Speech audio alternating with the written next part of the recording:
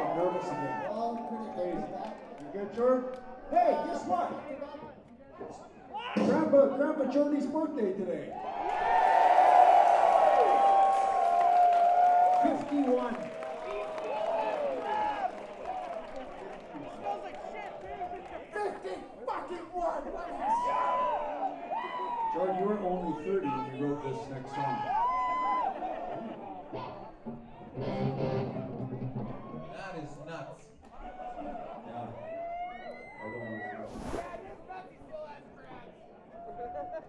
Are you ready out there or fucking what?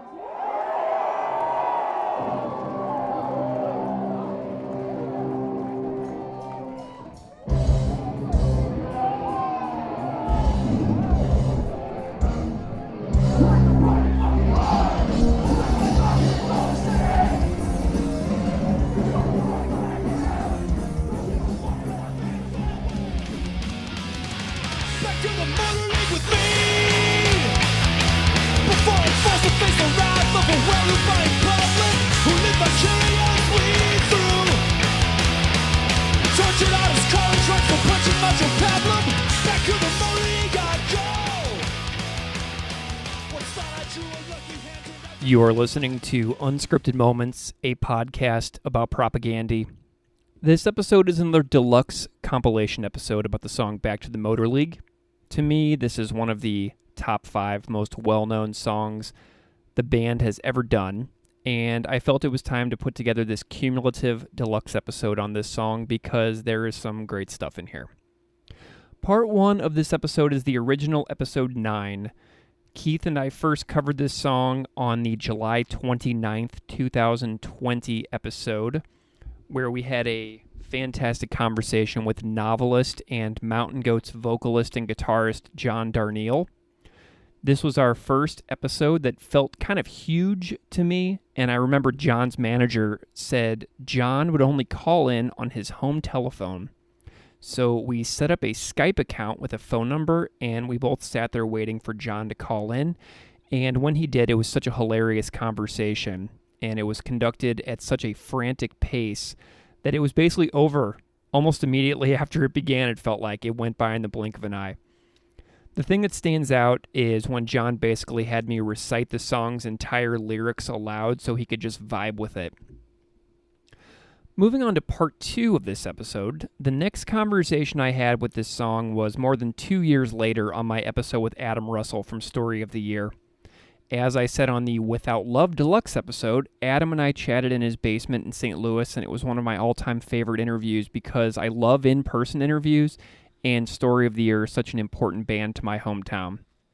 Also, Adam's commentary on the punk scene that his band was a part of being pretty poignantly critiqued in this specific song is fantastic commentary about this song too, so I really loved that section of this conversation in particular.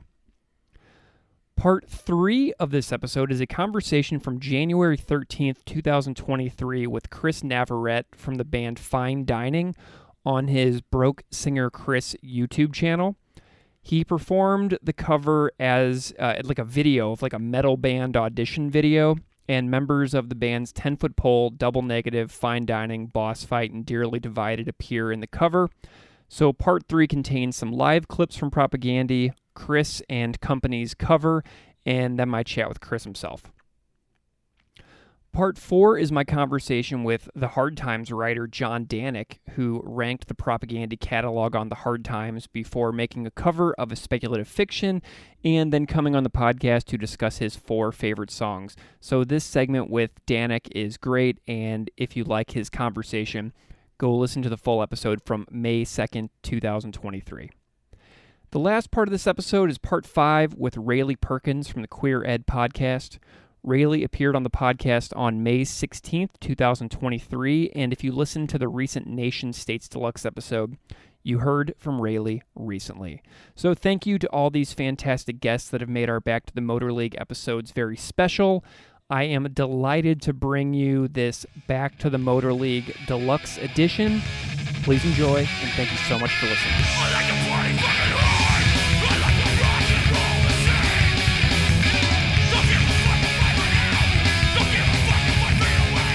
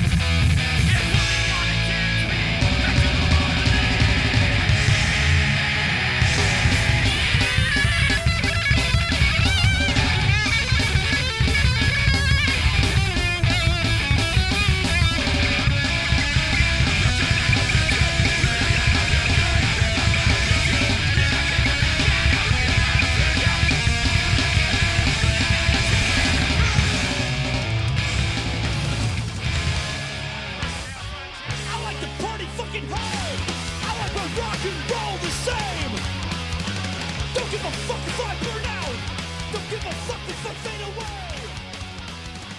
Back to the Motor League with me. You're listening to Unscripted Moments, a podcast about propaganda, hosted by two teachers who break down a different propaganda song each episode. Today, we're talking about Back to the Motor League, track 4 from the third full-length LP, Today's Empires, Tomorrow's Ashes. This came out in February of 2001 on Fat Records. And Keith, you may not have thought about this, but this is our first episode about a song on the record, Today's Empires, Tomorrow's Ashes. And I don't know about you, but I feel a little bit of pressure. Do you feel any pressure to talk about this record, like more than other records, or am I just like projecting?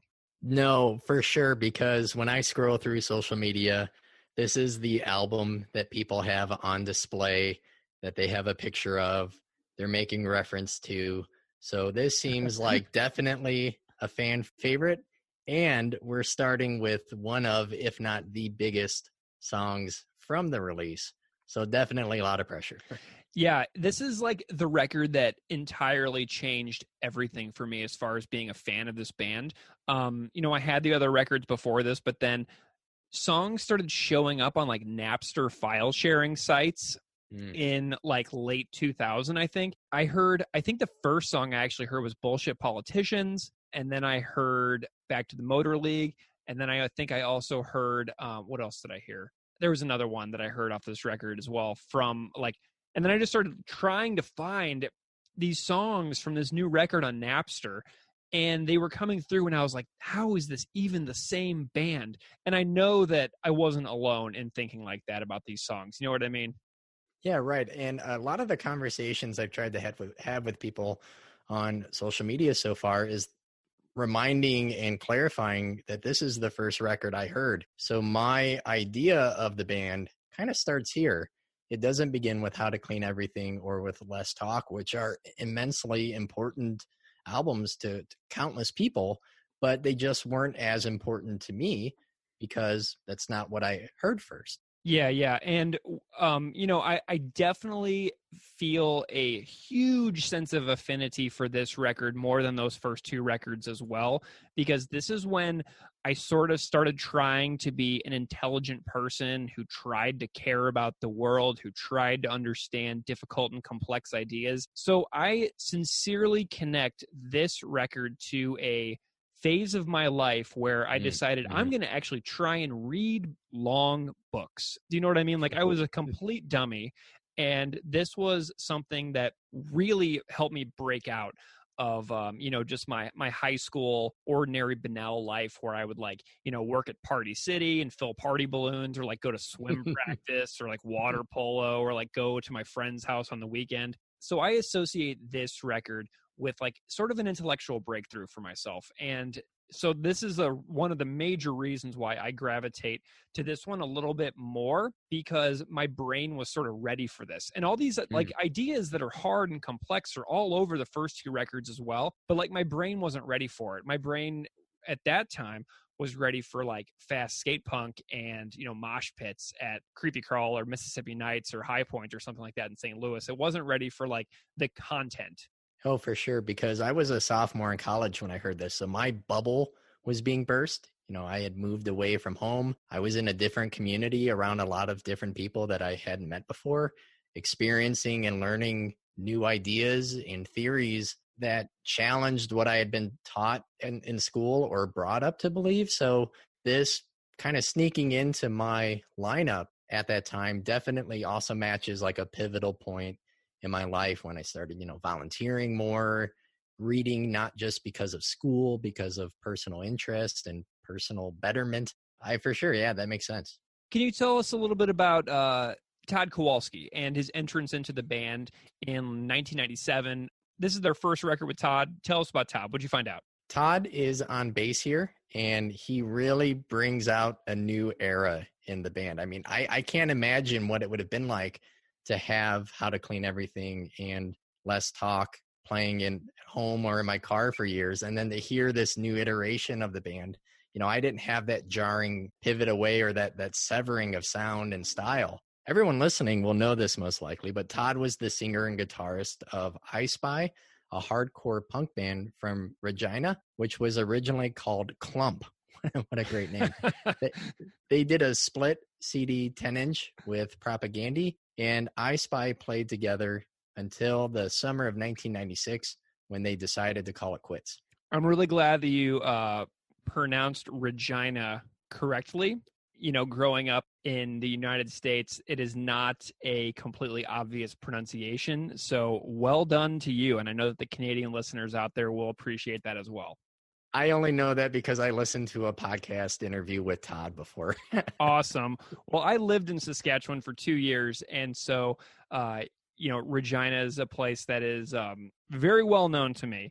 And so it's one of the first things that you will learn if you move or live in Saskatchewan from elsewhere is the proper pronunciation of Regina, the capital of the province of Saskatchewan. So something else I learned about Todd is that he also was in like another band who might have been kind of like a grindcore sounding band called Swallowing Shit. And they had like a 7-inch and an anthology CD as well. So I learned that about Todd too. Yeah, I remember having some of their songs on a compilation, but I didn't realize he was in that band. When did he join Propagandy? So he joined in 1997 and also played bass for J Church on their 1997 Japanese tour. Interesting. Okay. I think there's some story about J Church in Japan and Propagandy that we may have to dig into in a different episode. I know there's some footage out there of Propagandy playing a little bit with J Church in Japan. So that's something that we'll dig into another time, but I heard about that from a listener. And I must say really quick that I love the people who send us comments and ideas about this band. So many of you know so many incredible things and overlooked trivia, like things that we would never know. And like, just because we're doing this show, like we're still learning all these things just like everybody. So like your comments are so rad, like beyond rad. So we're just super grateful to everybody out there. Okay, so we're in the Todd Kowalski era of this band now. Another thing that I should point out to everybody is that in 98, G7 Records released the I Spy anthology called Perversity is Spreading. It's About Time. And my favorite tracks on that record, by the way, are Seamus is Nuts and More Than a Joke. Those are great. The whole record is insanely awesome. And so today Todd plays bass for Propagandy, and he's been on their last 5 records, Empires, Potemkin, Supporting Cast, Failed States, and Victory Lap. So to me, like, this is such a pivotal moment, today's Empire, Tomorrow's Ashes, and all of Todd's thrashy and hardcore sounds prior to Propagandy was like the perfect blend of syncretism that allowed Chris and Jord to bring out the metal aspects of their past. And, Chris telling the story on his podcast about he and John K. Sampson not being able to see eye to eye on a song they were covering, this is like the next step from that. And it's just perfect. So we come into this new era of Propagandy. So we're going to be talking about Back to the Motor League today. I know that we have a super special guest. Keith, tell us about our guest this week. So our guest is John Darnielle from the Mountain Goats. When Greg and I first started planning this project, I jokingly put him in our notes as my dream guest. And the fact that he said yes is kind of a big deal. And it was really, really awesome to talk to him. We're going to go to our conversation that we recorded recently with John Darnielle from the Mountain Goats. And I also have to say, we recorded this on the phone, so it sounds like a phone call. But also, if you are a reader and you like novels, which I hope most of you do, you should consider checking out John's 2 novels, Wolf in White Van and also Universal Harvester. They're just amazing. Have you read any of John's work? I read both of those, and they're incredibly challenging. I think they're 2 of the most challenging novels I've read in a really long time. Yeah, and they're absolutely wonderful. And I'm not going to talk about those books. You should listen to John's interviews on his books, on other podcasts, on other like radio segments. But anyway, let's go to our chat with John Darnielle from the Mountain Goats, talking about Back to the Motor League and his love of Propagandy.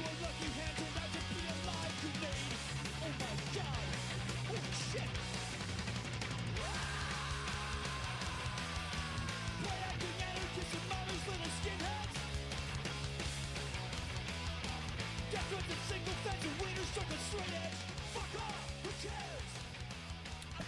John Darnielle, songwriter for the Mountain Goats and author of Universal Harvester and Wolf and White Van. Welcome to Unscripted Moments, a podcast about propaganda. Hey, how's it going? So, John, how did you find propaganda, and how did you come to realize that they were special? Maybe like the first album, the first song that you heard. So I should warn you that my answers to things tend to be extremely long, but Nice. I do stay focused. So here's what happened. I was living in, well, let me do punk history first, right? So I was not a punk in high school, but there were a fair number of punks in my high school, especially what do you call the second wave, I guess? People who are into Discharge, right? When Discharge comes out in my town of Claremont, lots of kids get super to Discharge and they get Liberty spikes and wear leather jackets. All the Crass stuff, all the Anarchy for U2 stuff, that stuff was all big in Claremont. There were a lot of kids, 13, 14-year-old kids, generation after me, right? When I'm 16 or 17, these kids are like really discharging it up. Listening to, God, what else? Rudimentary Peni, all that kind of stuff, right? And it was around. I was aware of it. But I was listening to goth music, and lines were kind of hard between sub-scenes, it seemed to me. Like if you were listening to this kind of underground music, you only dabbled in the other, metal and punk sort of in 86 or so really do start to collide in a really fruitful way. But I'm talking about 84-ish here, 85. So, but in college, I went back to school in 91, right? And at that point, my musical perspective has broadened a lot. And I was buying Maximum Rock and Roll. And it was a really exciting time in punk and hardcore. I mean, I know hardcore is a loaded word, but in the general broader punk scene, a lot of interesting stuff going on, especially coming off of Gravity Records in San Diego, and stuff like Born Against, right? Man is the Bastard was from my town, right? So Power Violence is going on.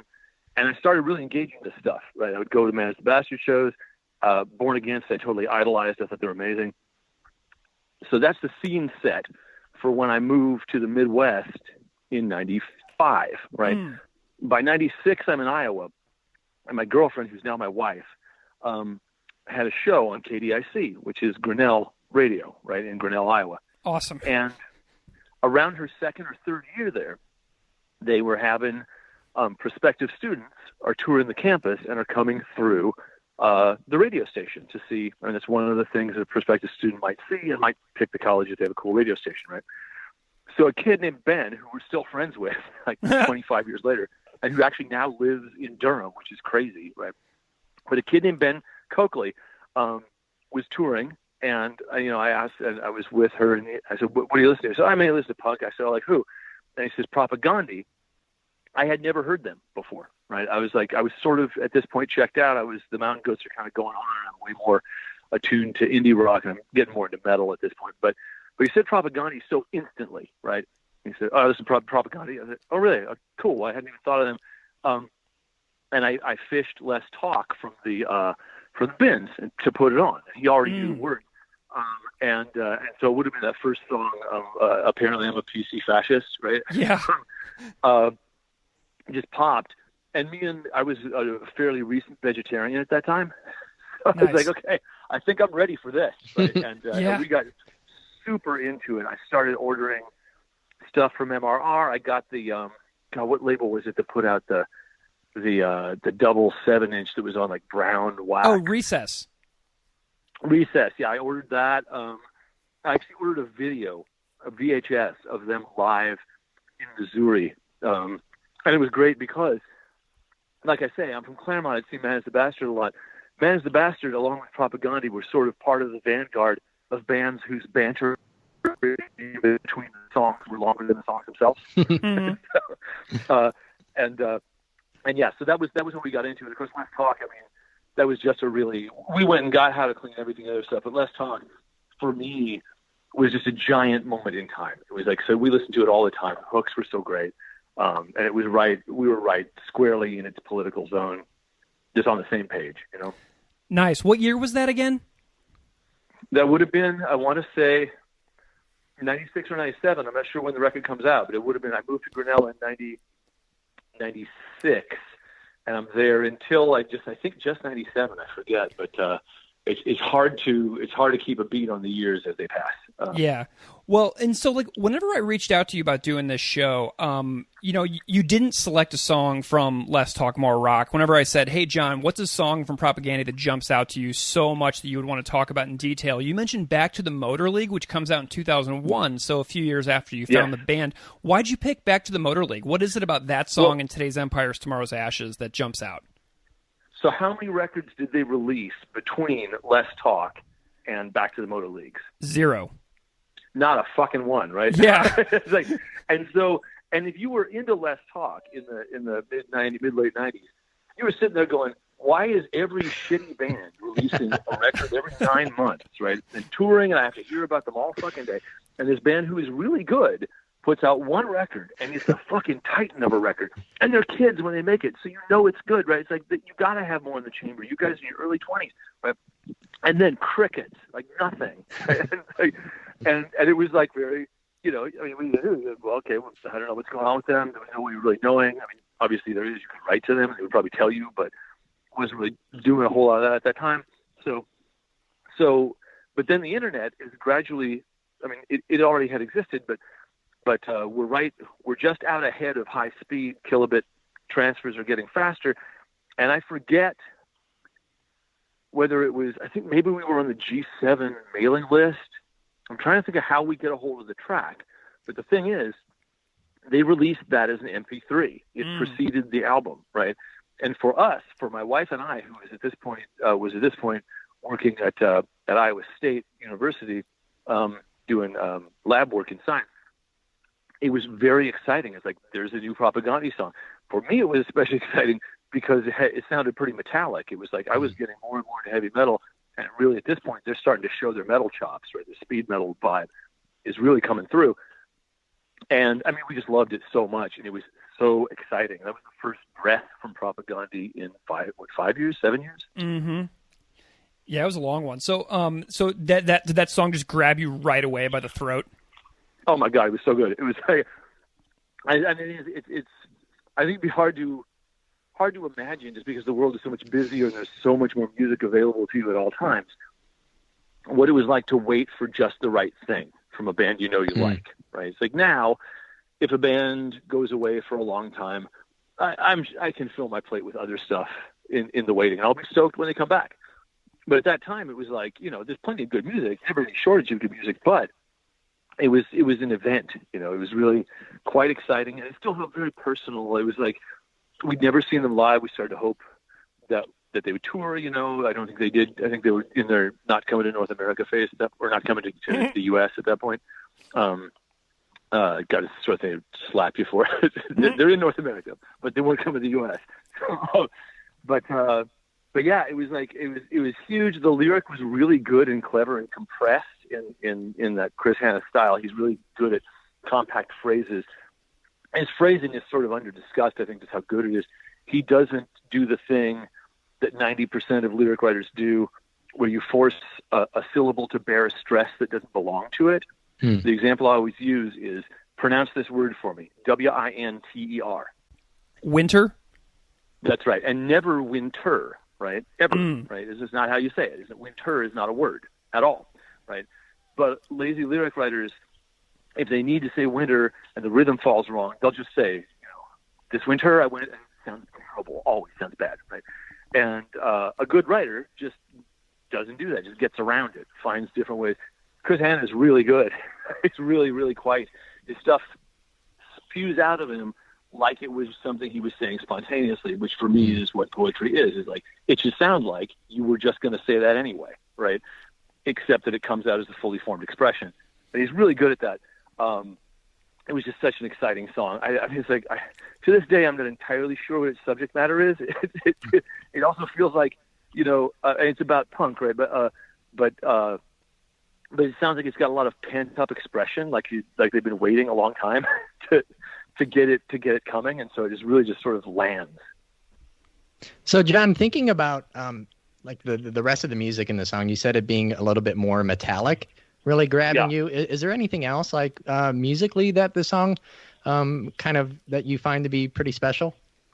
Well, one thing that it does is it's sort of making fun of it's making the kind of music that it's making fun of. It's got a very self-referential quality, right?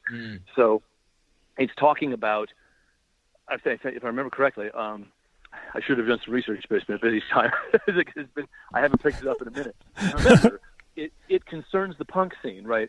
And it concerns a sort of meathead mentality, the same sort of meathead mentality that likes to, the New York hardcore Lower East Side sort of feeling of like chanting lyrics and being sort of hulking bros, But it's making the kind of music that is very appealing to that exact audience while criticizing it, right? There's it is a scene politics song, which is really funny because everybody who hates scene politics likes to think they're above it. But if you're even talking about scene politics, then you're in the scene, right? But when it goes to the double drumming, the fist in the air part, right? Yeah. I think what it's doing is sort of trying to get you to buy in and then point a finger at you and ask you, why are you buying in? Which I think is pretty great. And so Chris Hanna said of this album that he finds it to just like sonically not be very listenable. And as a result, he ranks it lower than Less Talk, More Rock because of just the audio quality, the guitar tones. What do you think about the mix? I mean, do you think it holds the record back? Look, Sgt. Pepper is below Less Rock. Less Rock is like, you can't really be comparing shit to Less Rock. It's a moment in time. I don't agree at all. That compressed, I know it's so hard, but also when people are talking about their own work, they're hearing other things. Less Talk is really, it's so useful. It's so self-righteous in a way that is very satisfying. It's like if half the political claims made on that record could be disproven forever, it would still resonate. It would still feel like a very righteous cry. Whereas when you get a little older, then that righteousness is now gone missing for a much more complex mode of expression. Right? It's still angry, it's still protest essentially, but it's not nearly as sort of monomaniac. It's like it's much more detailed, right? It's much more complex, and so mix-wise, I don't know. I mean, he can speak to that better than I can because I think usually it's only the artist who really understands what happens in mix and what things sounded like in the studio versus how they landed in mix. That's a whole thing that, like, I've sort of spent a lot of time and energy trying to get people to think about that kind of thing. Because mix and master can make such a gigantic difference in your record. Absolutely. Sequence, mix, and master, right? And people don't understand a mix can make all the difference, and especially since when you're in the studio, when you listen to the roughs, when they just bring up what you did and you listen to it in the studio monitors, these moments are incredibly exciting and inspiring. Like, you listen and you go, fuck, that sounds amazing. Oh, we did it, guys. Well, then it goes to mix, right? And in mix, it's not going to sound like that, because that wouldn't sound good if you just bumped that mix down and released it. That mix is also a moment in time, right? The studio mix that you're listening to as soon as you do it, it's just a rough thing so you can hear your parts. And you're in the excitement of the moment, and it's, it's a whole, I'm trying to think of what it's like. I mean, it's like whenever you perform live, you often feel like you're doing pretty great because you feel great up there, right? Mm-hmm. But then you listen to a tape later and you find out whether you did well or not, right? When you're listening to your mixes that are just brought up as soon as you're done, you're mainly hearing your energy, right? And mix can reveal a lot about what you actually did. Having said that, I don't know much about the Motor Leagues. To me, it was a pretty drum mix on that is good, in my opinion. Nice. John, you mentioned a little bit about your interpretation of the song already. Do you have any particularly favorite lines? You mentioned Chris's prowess as a writer. Are there any lines that really just jump out at you about Motor League? I don't have them in front of me. Read them. Okay, so we have, I like to party fucking hard. I like my rock and roll the same. Don't give a fuck if I burn out. Don't give a fuck if I burn out. Don't give a fuck if I fade away. Keep going. Back to the Motor League with me before I'm forced to face the wrath of a well-heeled buying public who live vicariously through tortured artist, college rock, and floor-punching macho pablum. Back to the Motor League I go. Once thought I drew a lucky hand, turned out to be a live grenade. Yeah, keep going. Okay. Let's see. Play acting anarchists and mommy's little skinheads, death threats and sycophants and wieners drunk on straight edge. Fuck off, who cares? I'd rather highlight triptychs than listen to your bullshit. Fuck off, who cares about your stupid scenes, your shitty zines, the straw men you build up to burn. Never ceases to amaze. As I'm suffering your perfection, it reminds me of my own race, to redress my own sad history of mouth, feet, eaten hats, teated bulls, Amish phone books, drunken brawls. And what have we here? 15 years later, it still reeks of swill and chicken shit conformists, fists in the air, like father, like son, rebels bloated on corns, M&Ms, and biscuits. Lord, hear our prayer. Take back your Amy Grant mosh crews, your fair weather politics. Blow dry my hair and stick me on a 10-speed back to the Motor League. Back to the Motor League. Right. Yep. So there's so much in there, right? It's like this is very much an encapsulation of a lot of punk issues that have been going on since '82 at the latest, right? Yeah. Like the Amy Grant mosh crews, right? You happen to be talking to probably the biggest Amy Grant fan in indie rock. Like, Tell me more. I once flew out at the end of a very bad year. I flew out to Eastern Tennessee to see her live on the Lead Me On 20-year anniversary. She's an underrated artist. People don't. She's a symbol in that song, so they're not actually calling it Amy Grant. but the Amy Grant mosh crews, like, this starts with straight edge, right? Where straight edge becomes pretty quickly a way of forming a clique, right? That is very exclusionary and that is very, that doesn't ask questions about what people's behavior might mean and where it might come from, the sort of militant veganism that turns people off, that does not in fact help any animals, where you just say either you do this or you're not on board. Well, that sort of veganism we all learn over time doesn't take into account what about people who were raised in food deserts, right? Which is a lot of fucking people.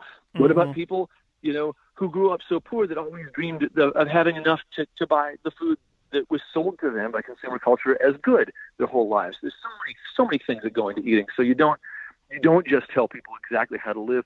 This is an Amy Grant mosh crew too, right? And I think when he talks about his self-criticism in there, I think he's growing, because we all know that the younger Chris Hanna was 100% the vegan who says, fuck you, stop eating meat, right? Yeah. Fuck you, stop eating dairy. And as he grows, I'm 100% certain that he comes to understand that approach doesn't help animals, doesn't help the issue, but it does feel good, and it's also part of your process, right? It's like that's what, with any of your radical politics, you're going to go through steps of process, and you're going to engage in a process of self-critique and of shame, when you go, oh, fuck, what an insufferable fucking dude I was. I wonder how many people I turned off to the very cause I was trying to convert them to. I know for me, when I first quit eating meat, I tell anybody who cared to listen to go fuck themselves. Stop eating meat, you fucking savage. Yeah. And now I don't do that. Now I live by example. So you come over to my house and I serve you some food, and you say, fuck, that was delicious. I go, yeah, it's amazing. Right? When I quit eating meat, I became a cook. So, nice. That's something you learn over time. But all those little splinters in that, the bit about the M&Ms and biscuits, right? When he's talking about the new metal thing, which I know for anybody who'd been into punk and metal, that moment, if you were a little older, get pretty judgy about it and go, what shitty music this is. Even though it's another thing. So this is during the high tide of new metal stuff, right? And I know most of us who had been into harder music, when new metal came along, we were like, what the fuck is this shit? This is just terrible. All these bands are awful, Stained, Limp Bizkit, Mudvayne, fucking, God, who's some more of them? Korn, all this shit, right? But that too was sort of narrow-minded. What are you going to ask? You're going to ask the younger generation, hey, listen to the stuff that we liked, right? Go listen to your Minor Threat and Bad Brains records. That's just Beatlesism. That's boomerism, to tell the younger generation, go listen to what I listened to, right? No, they're going to make their own shit, right? And their own shit, if it doesn't appeal to you, that's an opportunity for reflection on your part, right? Not just to say, this doesn't do for me what the music I loved when I was their age did, although I suspect if Chris were on the line, he'd say, look, that music is still bullshit. That's fine. But I mean, I think that's part of the whole thing in the song. I mean, there's a sense in which that's more narrator than speaker, where it's, that's something you go through, is alienation from the scene that comes after the one that radicalized you, right? So, John, think about Chris Hanna's vocal delivery on this record. I mean, it varies wildly from the previous work, right? Yeah, and this is actually the first album I heard. So, yeah, what do you think about the vocal performance on this track or the rest of the album? So I think he's confident, and what's interesting about that to me is, again, I don't know how much touring they did after. I'm sure they must have did a big Less Talk tour, but I feel like they've been off the road for a year or two when this happened. But one reason that major labels are used to always and still will in the future, right, take a band and go, okay, well, you're a new band, go hit the road, right, and send them out on these punishing tours, just months long, right, is the more you tour, the better you get. Like, that's just a fact, right? It will drive you crazy, right, and it makes you sort of socially incapable of living like normal people, but the one thing that you get good at is playing. Right, the more you tour, the more you play, the better you're going to be. Any jazz musician knows. Do 200 shows a night, and you will blow anybody off the stand. Or a year, and you'll blow anybody off the stand. It's like, and that's how it is with any rock band. It's like the longer they go out, the less effort they have to put into just kicking ass. And it's why it's so funny when people like really are excited for the first night of tour. That's not going to be the best show of the tour at all. Right? Best show of the tour is 9 months later. Right. That's when the shows are like every single night, just great. My suspicion is that Hanna's vocals have been honed over playing live over and over. It's a process that happens organically. You don't have to think about it. You sing and you notice what sounds good to you. And you notice this without having to articulate it. But you just hear your own self. Or if you're playing in shitty punk clubs, you hear maybe a little bit through the one crappy fucking Mackie monitor that they have in the entire VFW, right? So you're doing it every night, right? And you notice how the audience pops, right? It's a wrestling term, but an audience pops when they all get excited at the same time about the same moment, right? And you really do notice, right? You can't fail to notice. Like for me, it used to be when I would hit a high note and hold it, I could just feel the whole room electrify, right? I'm not even a good singer, but it didn't matter. If I hit these high notes and hold them and it'd be clear, I could feel the hair on people's necks stand up. Hell yeah, man! Doing it more. Absolutely. And that's I'm certain that his phrasing and everything, he's noticed. Like when I talk like this, they love it, right? And he may or may not be thinking that consciously, but it's very much a rat running through a maze response. It's like you get a positive reaction and you want to do it some more. Awesome. Well, John, something I'm curious about as well is you've been on the road forever in various incarnations of your band, and I'm curious if you have any like business, like life lessons and values you carry with you in the world as a person and a professional musician with the Mountain Goats that you might attribute to Propagandy's presence in your life or like the values they espouse. I'm trying to think. I mean, the thing is, like, so we have toured a lot more than they wound up touring. So for us, there's a band of brothers thing. I mean, I just assume that our values come from the same place, right? They come from thinking about what don't we like in the world and what can we think about doing, or presenting that might be a corrective to that in some way, right? I don't know if musically, there's that much I could attribute. Because again, most of what I do is I play music live. I try to bring 100% to the stage. I care really deeply about it. I care a lot about the audiences that come in. I've only seen Propaganda live once at Harvest of Hope Festival down in Florida, which was fucking great. But yes, I don't know what I could ascribe to Propaganda's influence, because we're road horses. We normally are out there for months and months every year, and this is what we do. So Propaganda's model as a band is quite different from ours. I like to be constantly releasing a snapshot of where we're at. Right? Mm-hmm.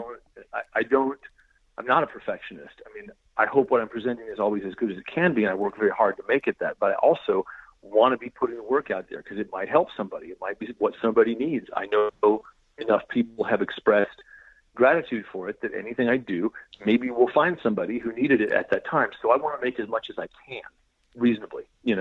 I want to be putting it out there and getting it out before that moment has passed and I'm on to something else. Whereas I think Propaganda is a lot more like like Scott Walker or somebody like they don't want to get the record out until they're 100% certain that is the statement they want to make, that expresses clearly what they were trying to do, and they're not in a hurry. I think they have a lot more ambivalence about being in the business than I do. Whereas for me, it's like, this is what I'm good at. This is what it is. It's very much for me. It's a job and it's labor, and that's a whole shtick that I have. That I think people don't think of art as labor, and so they think of it as a pastime or somehow not as legit work. Whereas for me, once it started paying, I'm like, cool, you got a job. Work like you have one. Put 8-hour days into it. And that's what I do. All right, John, I just have one more question. So if someone who wasn't really familiar with punk or metal read the lyrics, I think a lot of the references they wouldn't really get. So do you think the song says something more than just about, something for angry punks and angry metalheads? Does it say something more about, universal about the human experience? Well, I mean, I think the thing is, scenes, like when we talk about the scene is a microcosm of the world, right? It's not actually just the scene, right? You see scene politics at every job you ever hold, right? You see scene politics at school. You see scene politics everywhere you go, right? What makes them frustrating in the scene is that you went to the scene to get away from all that other shit, right? Like you found the punk scene and you went, now we have a place that is cool, right? Except there was a cartoon in the 70s. What the fuck was it called? It was like Yogi Bear and Huckleberry had all the Hanna-Barbera guys, and they were on. Oh, it's called Yogi's Ark, right? Do you ever see this? Yeah. Back in the day.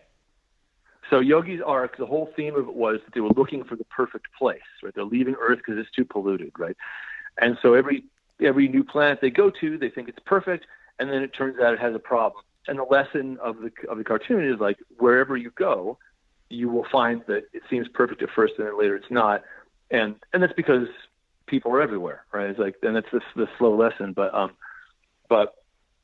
so yeah. So when we talk about scene politics, we're talking about the Garden of Eden, right? About the loss of a vision of innocence and purity, because that's how it seems when you first get there. You go, oh fuck, here's some people who care about what I care about. Here's some people who like the kind of music that I like. Here's some people who, don't think it's so bad if I dress funky, if I have some other kind of dressing, except that as you learn more about the scene, you go, oh, but I am allowed to think this, but not this, right? Oh, I'm allowed to wear this, but not this, right? And all this, every scene forms its own strictures. That's a general message. But the beauty of the song, I think, especially coming when it did, is like it came out and it was sort of like, if you don't already know what we're talking about, that's really not our concern here. We are speaking to people who are already on board. We already know who's going to listen to this. So, and that's part of the beauty of propaganda is like they proselytize, but they're also not demanding that any new ears come in, although I do think actually musically the growth has been so spectacular in the 21st century that it's kind of shocking to me that it doesn't get better coverage within metal and stuff. It's like musically they've grown so much. I think as a guy who fucking loves less talk, but as Potemkin City Limits happens, all this stuff happens, the music gets much more complicated, gets much more metallic, as we've all observed. And I mean, just in terms of having more to chew on instead of just to pump your fist and get amped, which is great too. Right. But there's just so much more. I think Chris has never stopped growing as a player. I think he's been dedicated to that. And that's something if you're a guy who gets over on words, they won't even talk about your playing. You can't pay people to talk about your growth as a player. They'll never do it, but he has. It's like he's grown as a writer. And I believe also it's co-writes. I think it's like working with the rest of the band, making it happen. I think that's actually been the story of Propaganda for the last 10, 12, 14 years. Well, John, thank you so much for your insights and your love of this band. That's what we're here for, super fans talking about Propaganda and just giving them some props for everything they've done for listeners over the years and pushing themselves. So we're so delighted to have you on the show. It's just been awesome to have you here. All right, excellent. Well, it's a real pleasure talking to you. Hey, this is Lang from St. Louis, and one of the reasons Propaganda means so much to me, especially the album Let's Talk More Rock, is they were the first punk band that I listened to really talking openly about questioning your own sexuality, questioning societal gender norms and the way you were brought up. For me as a young person, hearing this kind of representation in the music that I was listening to it was so impactful. It really helped me understand that other people had gone through this questioning process. You know, other people were asking these things of themselves, and it really helped me feel a lot less lost and less alone. And that's just something that's stuck with me my whole life.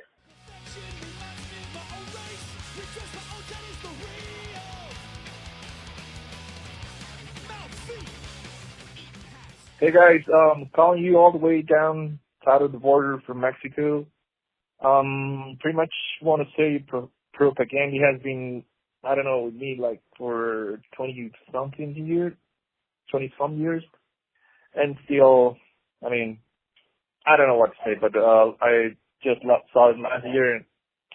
Great fucking show. Fuck the Borders, my favorite song, so keep it up. Just a nice podcast. The one you guys have, by the way. Thank you. Bye. Viva México, cabrones.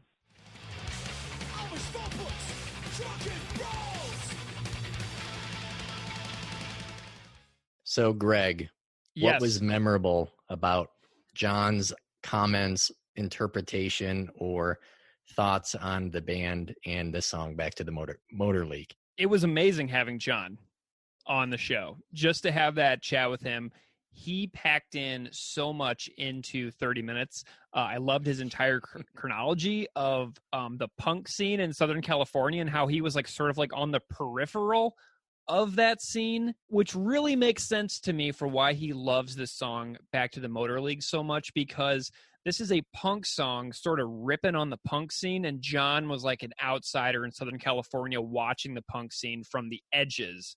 So to me, this is like a natural thing for John Darnielle to like, as far as like the message of the song. I loved him talking about his love of Born Against. And then in 95, 96, like whenever I was like 12, 13 years old, living in Missouri, how John's life took him to Iowa. So he was living just a few hours away from me for, you know, when I was in like middle school. And that's just so cool to me to think that that dude and the incarnation, the earliest incarnations of the Mountain Goats were taking off when he was living just a few hours away from me. That's just amazing. I love the fact that the guy who showed him Propaganda is still friends with him to this day. I loved that. I'm still buddies with the people who I found out about Propaganda from. Like my friend Steve and I still chat on Facebook now and then. He's the guy who I, took the CD off the coffee table from. I love that John's first song that he heard was apparently I'm a PC Fascist, and how he connected to the music initially because of his budding vegetarianism. That was so cool to see reasons why things latch on to people. Anyway, so John talked a lot about how primed he was for Today's Empires, Tomorrow's Ashes, because there was such a long gap between records. And it was like a long time, like 5 years from Let's Talk to Empires.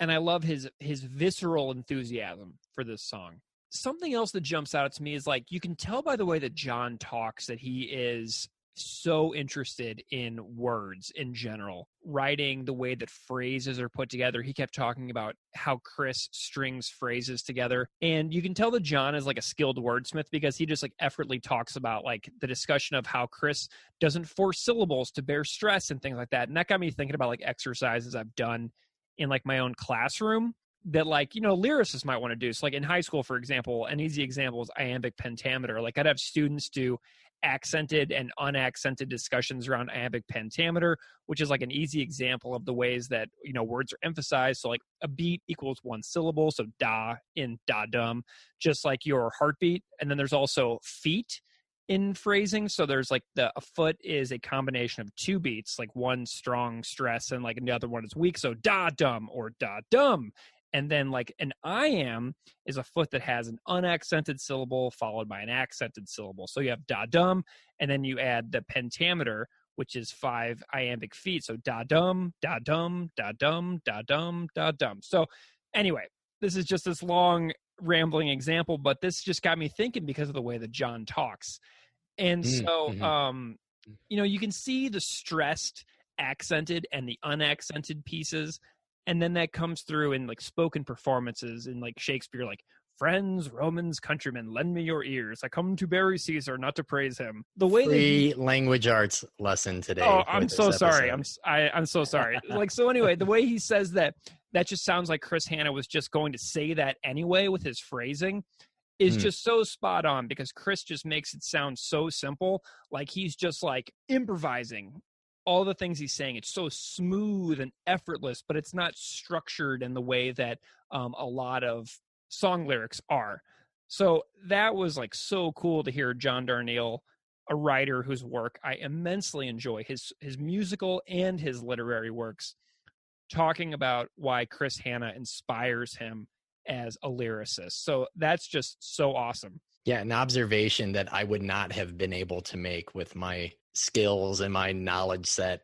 That's why having these guests is so amazing for these songs. Like you and I could get together and talk about these songs every single week, but with these guests that we're talking to, I feel like I'm learning so much and picking up on what a diverse group of people, the way, like diverse in the way they're thinking about these and the way that they're discussing the songs. It just really helps me elevate my own understanding of why these songs are special, because like, you know, I feel like I could always say, oh, this song rocks, man.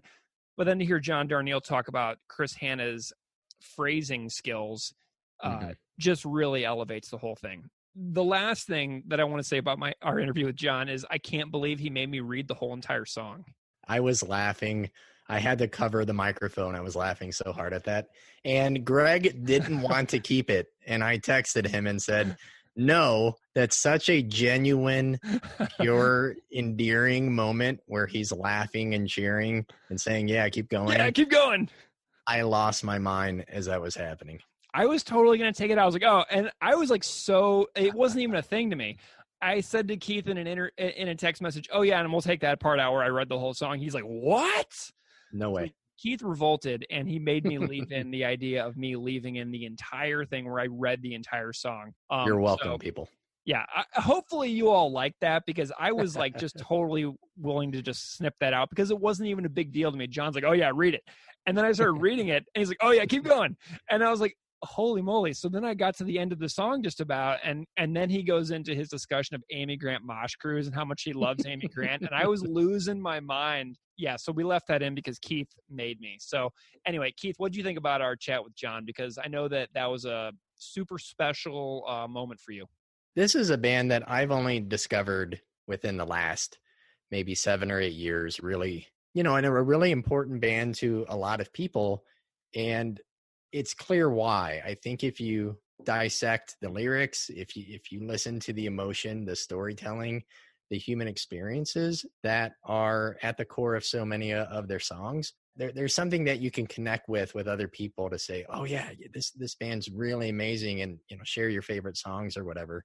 So to be able to talk to someone that I really look up to as a storyteller, and as you said, like a wordsmith, right, was just a super cool experience and a fortunate experience. And I think my favorite idea that maybe he shared was moving from scene to scene, looking for something better, comparing it to that Hanna-Barbera cartoon, in which, you know, there is no better planet. We need to fix up what we have. That, I think, certainly was not an analogy I would have thought of on my own, but that idea, I think, does reflect the song.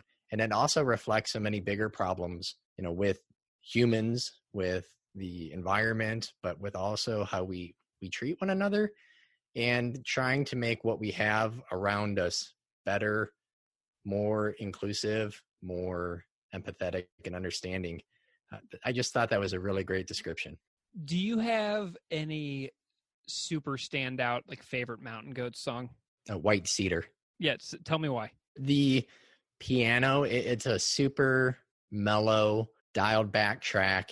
I think on the surface, I had to read a little bit about what the lyrics mean. And if I remember correctly, John was working or volunteering at either a home or a hospital where people were disassociated from reality. And the lyric that really stands out to me is, you can't tell me what my spirit tells me isn't true, can you? His ability to find meaning in so many either specific experiences, like his own personal experiences, good or bad, if it's from, you know, an abusive childhood, or for the love of professional wrestling and role-playing games. I think that he can find the beauty in just about anything and pull that out and kind of shine a light on it. That's what I think, why I like this band so much, even if it's not what I normally listen to. It kind of cuts through, and it doesn't matter if something isn't heavy. You know, I like to share a song sometimes and say, not all heavy music is heavy. And this is a perfect example of not all heavy music being heavy.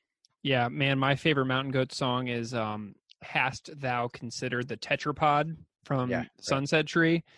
And it's absolutely heavy. Listen to these, like my favorite lines in that song by John are, "And alone in my room, I am the last of a lost civilization, and I vanish into the dark and rise above my station." And then his stepfather, who was, or the antagonist in the song, who was passed out drunk on a recliner or something, says, "But I do wake you up, and when I do, you blaze down the hall and you scream. I'm in my room with my headphones on, deep in the dream chamber, and then I'm awake and I'm guarding my face, hoping you don't break my stereo because it's the one thing I couldn't live without."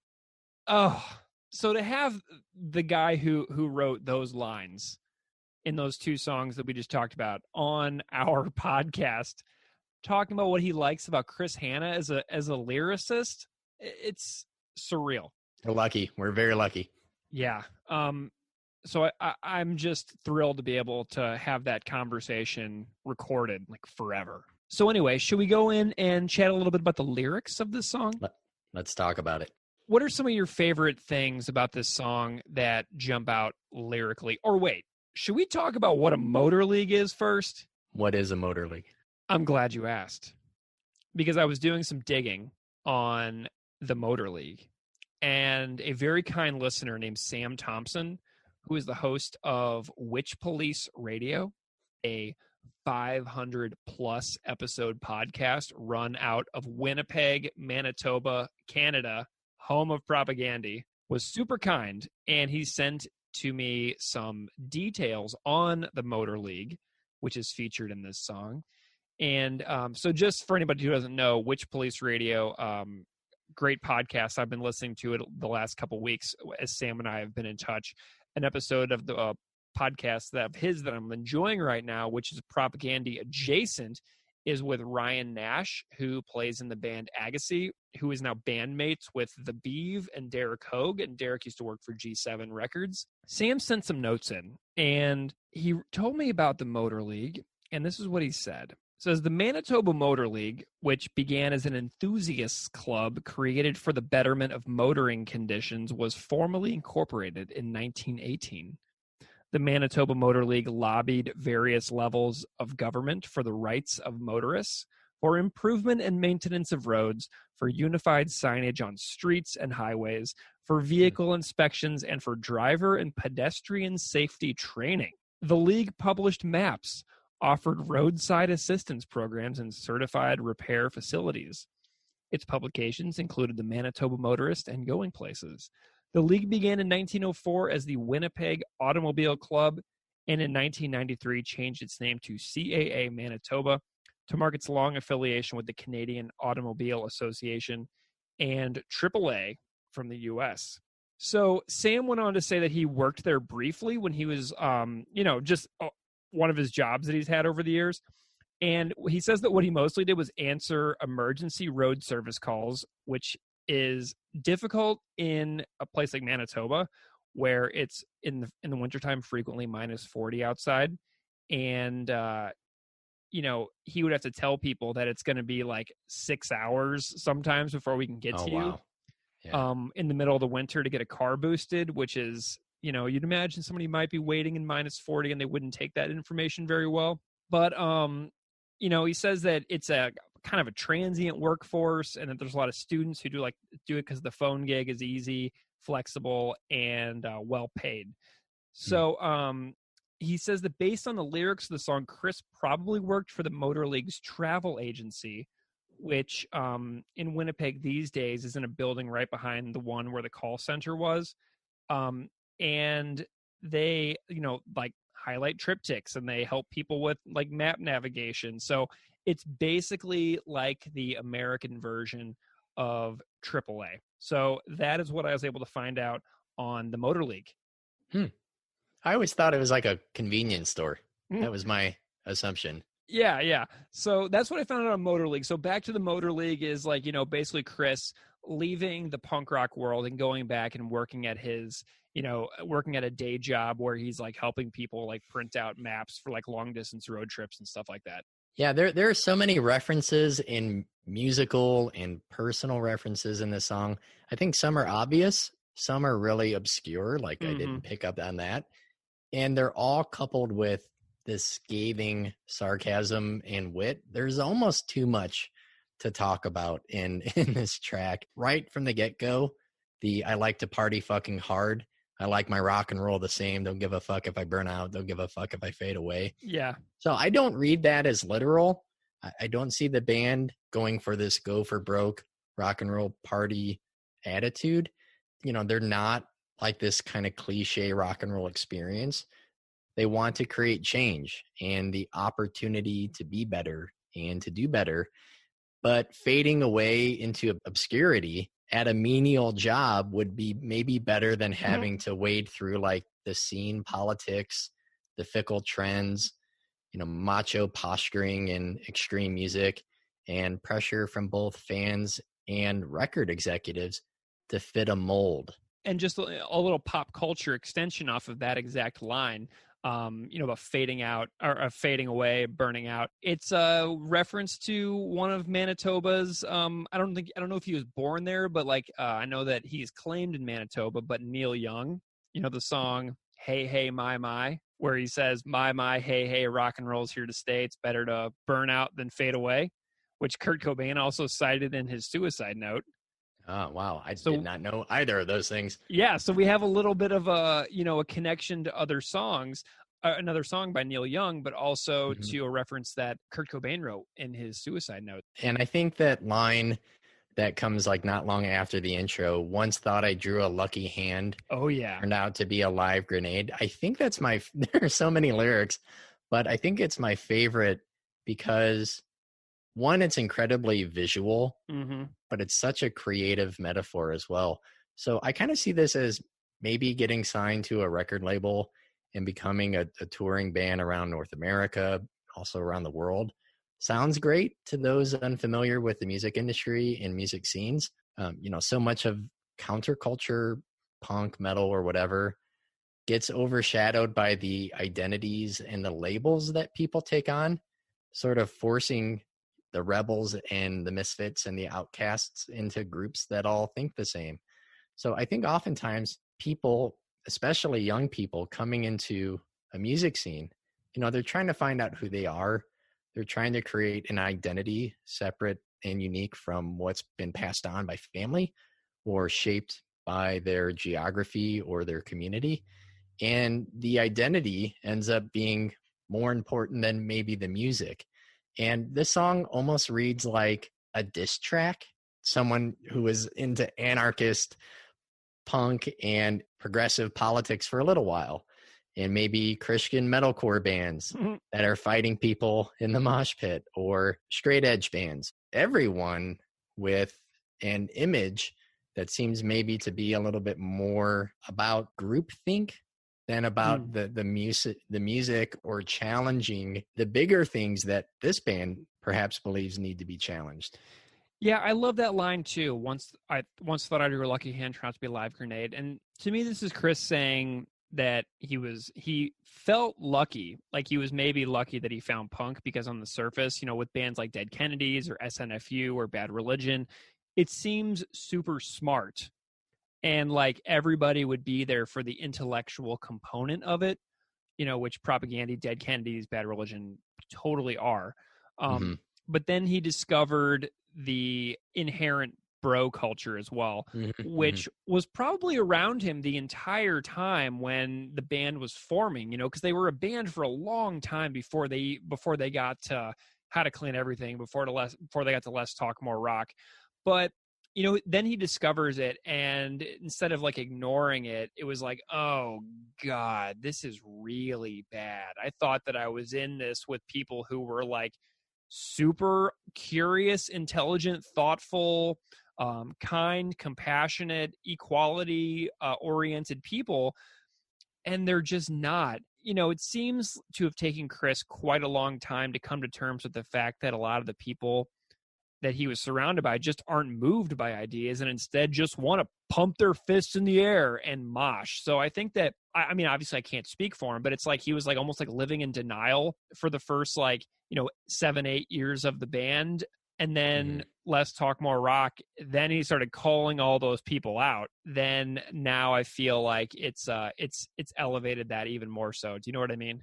What Propaganda seems to view as the heart of punk music and punk culture, if that's, I don't know if you could really even say that, is maybe questioning what you've been taught in school or what the government says or the values that you're forced to believe. When you have like this massive group of people with the same fashion, with the same taste, with maybe a desire for like a social club more than forward thinking and inclusiveness, it kind of maybe ruins that scene quite a bit. Yeah, and like John Darnielle said, Propaganda is really good at making music that sounds like it would appeal to the hulking bros, but whose lyrics are directed squarely in their direction. Yeah. This song is like, to me, like it's a natural continuation from their approach on Let's Talk More Rock of directly pointing criticism in the faces of the people who are likely standing in the room with them. And that's something that Propaganda's always been really, really good at, is like almost like trying to get the audience to turn on them. Like I've watched videos of them where they're in cities, like in like Sydney, Australia, and they'll be like, oh, this is a horrible city. Melbourne's so much better. And they'll like totally insult everyone in the room and say that the other city is like way better. And, they seem to have this like hilarious tendency that most people in the room will be able to laugh about, but that like 50 people in that room are like furious that they or you know what I mean? Like legitimately people will be like, boo, but they're taking it in stride, but that there's a subset of people in that room that were like absolutely furious that they would rip on their city and say that the other city is better. Specifically probably targeting just those few people because they know they're going to get a rise out of them. Yeah. And Todd is so funny about it too. And he'll just hammer it over and over and over. And it's just a riot. So, that's one of the reasons why I'm so glad that Todd's in the band, is that he's just such a hilarious guy as well.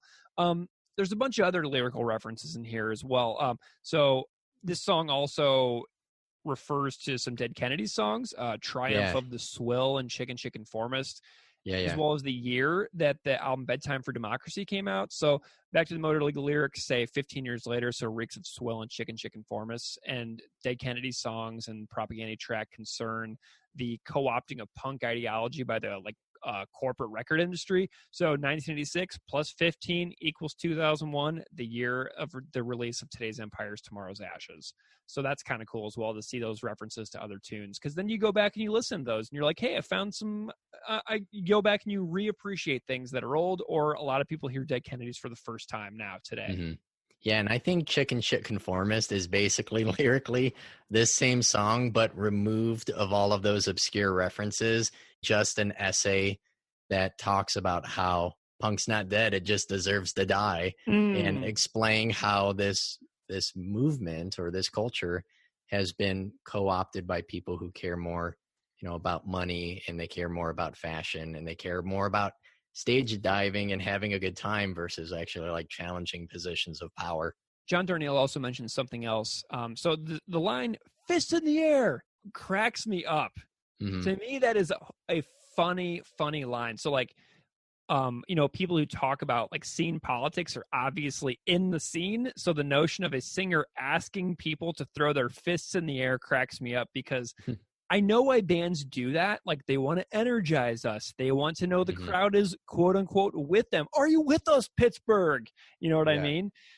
But it's also such a standardized approach to shows that I've personally experienced like a million times. So like, I actually appreciate it when a band like completely doesn't even acknowledge the audience. Like Laura Jane Grace from Against Me, like back in the day, was so good about like standing sideways and not even looking at the audience and not talking between songs. And I absolutely loved stuff like that.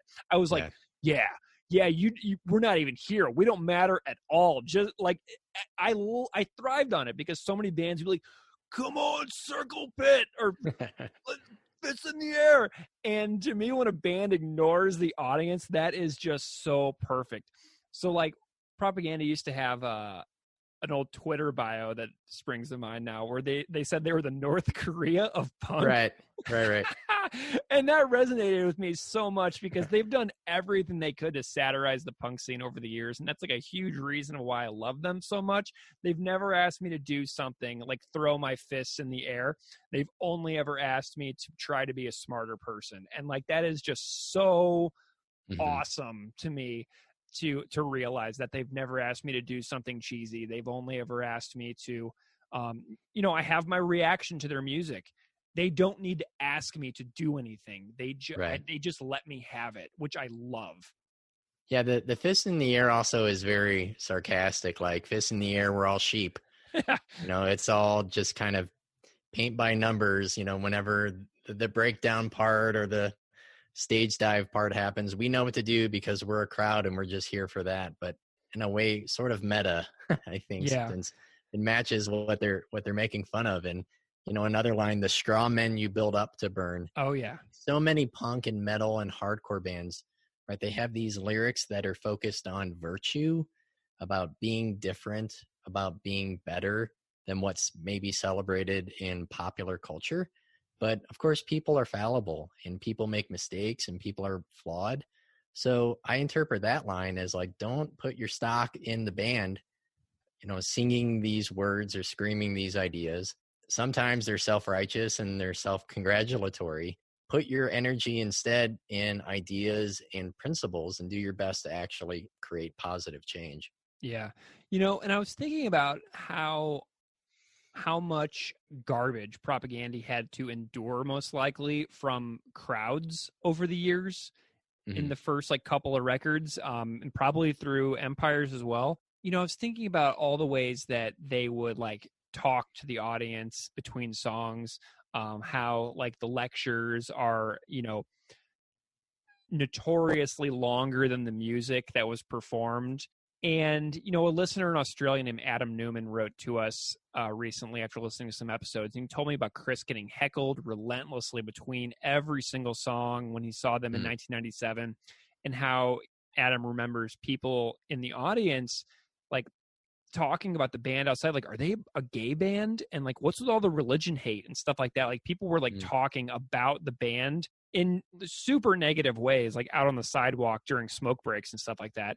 And so this song, Back to the Motor League, says we're back and we are still going to push all your buttons and we are going to thrash you relentlessly with our brand new riffs. Yeah. And I think something that I've overlooked from the band's earlier discography is the introspection and self-reflection that I think is really obvious on Victory Lap. But it's also there in the earlier albums. And I think I'm only starting to make those connections where, Chris is open with his struggle with either personal mistakes or things he said or running his mouth too recklessly, and these flaws that are strewn throughout their discography, like the line, "It reminds me of my own race to redress my own sad history of mouth feet," having to put his foot in his mouth for all the dumb things that he said. And there are just so many words and ideas and lyrics in the song. It's easy to overlook that part where it's I've not been right. I think I've been right a lot, but I'm not always right. Yeah, and the line "drunken brawls" really stands out to me as well. I can't really picture Chris getting into drunken bar fights. I mean, but he's also in a totally different time in his life now. But seriously, I mean, that's heavy stuff. There was another line that I really liked as well. So back to the Motor League with me before I'm forced to face the wrath of the well-heeled buying public reminds me of the book So You've Been Publicly Shamed by John Ronson, about internet shaming culture. I'd imagine internet shaming and bullying, particularly in old school AOL chat rooms, was going strong back in those days. It has perpetuated at warp speed since then, which may account for Chris's lyrics on the song Status Update from Failed States as well. Thinking about that, facing the wrath of the public for all these things and these ideas, and like saying the wrong thing, doing the wrong thing, and just being totally chastised and ostracized for it is something that is absolutely everywhere in our society now. Do you have any specific things about the musical performance of this song that really stand out besides the fact that it totally friggin' slays? Saying meta is maybe overused, but I really think that fits here. It's a raging piss and vinegar ripper. It gets the crowd moving every time they play it. I think 100% guarantee. I've seen them 3 times and they've played it every time. People are circle pitting. They're singing along, their fists in the air while making fun of the people who are there for the music and not the message. But I'd wager probably by the time that this song was recorded, and certainly by now, those people have like long fallen off attending their shows. Like the people who are there for just the party, for the scene, for the social part of it. Though I will say, when I saw him in 2007, there was a dingus in the crowd in Chicago basically yelling, "Shut up and play already." So even that late, there are people not wanting to hear what they have to say, promoting ideas, promoting books, trying to share a little bit of a context and background information before a song.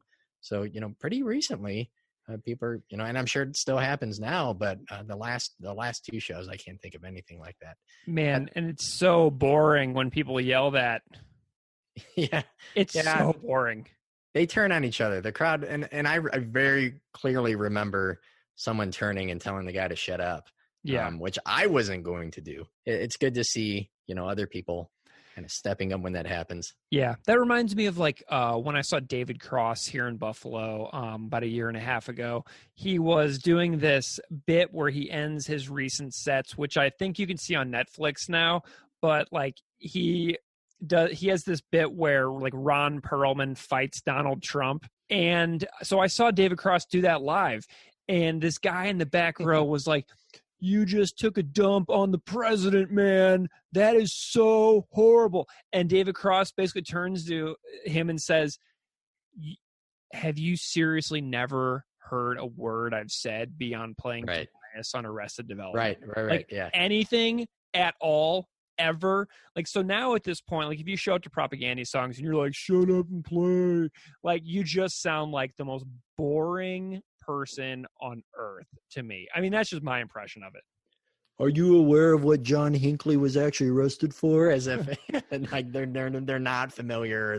The message has somehow eluded them. But yeah, I think this musically, again, it's a great example of how successful this band is at linking their lyrics with the music. There's so much rock and roll attitude, but it's not perpetuating that banal, like, let's party sort of rock and roll attitude. It's directed inward at punk and the music scene itself. And himself. Which I think is, right. And I think that makes the song really smart. It makes it funny. Knowing this one, I probably, except for that very last fast part at the end, I could probably sing by memory the majority of the song, and there are still things that I'm picking out that I maybe didn't make a connection with before. I went back and I watched some videos of them performing this song, and they have modified this song over the years live a little bit, which I love when bands do that, because it re-injects a little bit of like some new creativity into like a long release song with some live alterations that kind of throws the audience for a loop, and they're like, "Whoa, that's not on the record. I can't believe they did that. That was so cool." So I like when bands do that, and I just like, I'm a sucker for it. I fall for it every time. So like on the live version, after the line "drunken brawls," possibly referring to Chris's own missteps in his youth, like I said, they developed like a sort of like new interlude when Beav was in the band, like leading into the last minute of the song, which is like pretty cool. So then they come back in with the fist in the air part, and the section that reads, "I guess life is just a popularity contest of success, just ability to perform within a framework of obedience. Just ask the candy-coated Joy-Cam rock band selling shoes for venture capitalists, silencing competing messages, rounding off the jagged edges." That is so good. But on the record, he's like singing it like he's singing 2 things at once on the recording. Back to the Motor League, and he holds that note while singing that life is just a popularity contest. So anyway, In the live version, to capture my attention, Chris doesn't even come back in the singing until Just Ask the Candy Coated Joy Can Rock Band. Yeah. So like he has this strategy of like pulling off the song through some unplayable parts, and like they transitioned it to a slightly teeny tiny little bit of changes in the live setting so that it comes off very well, but also makes it playable in over those parts that are like overlapping.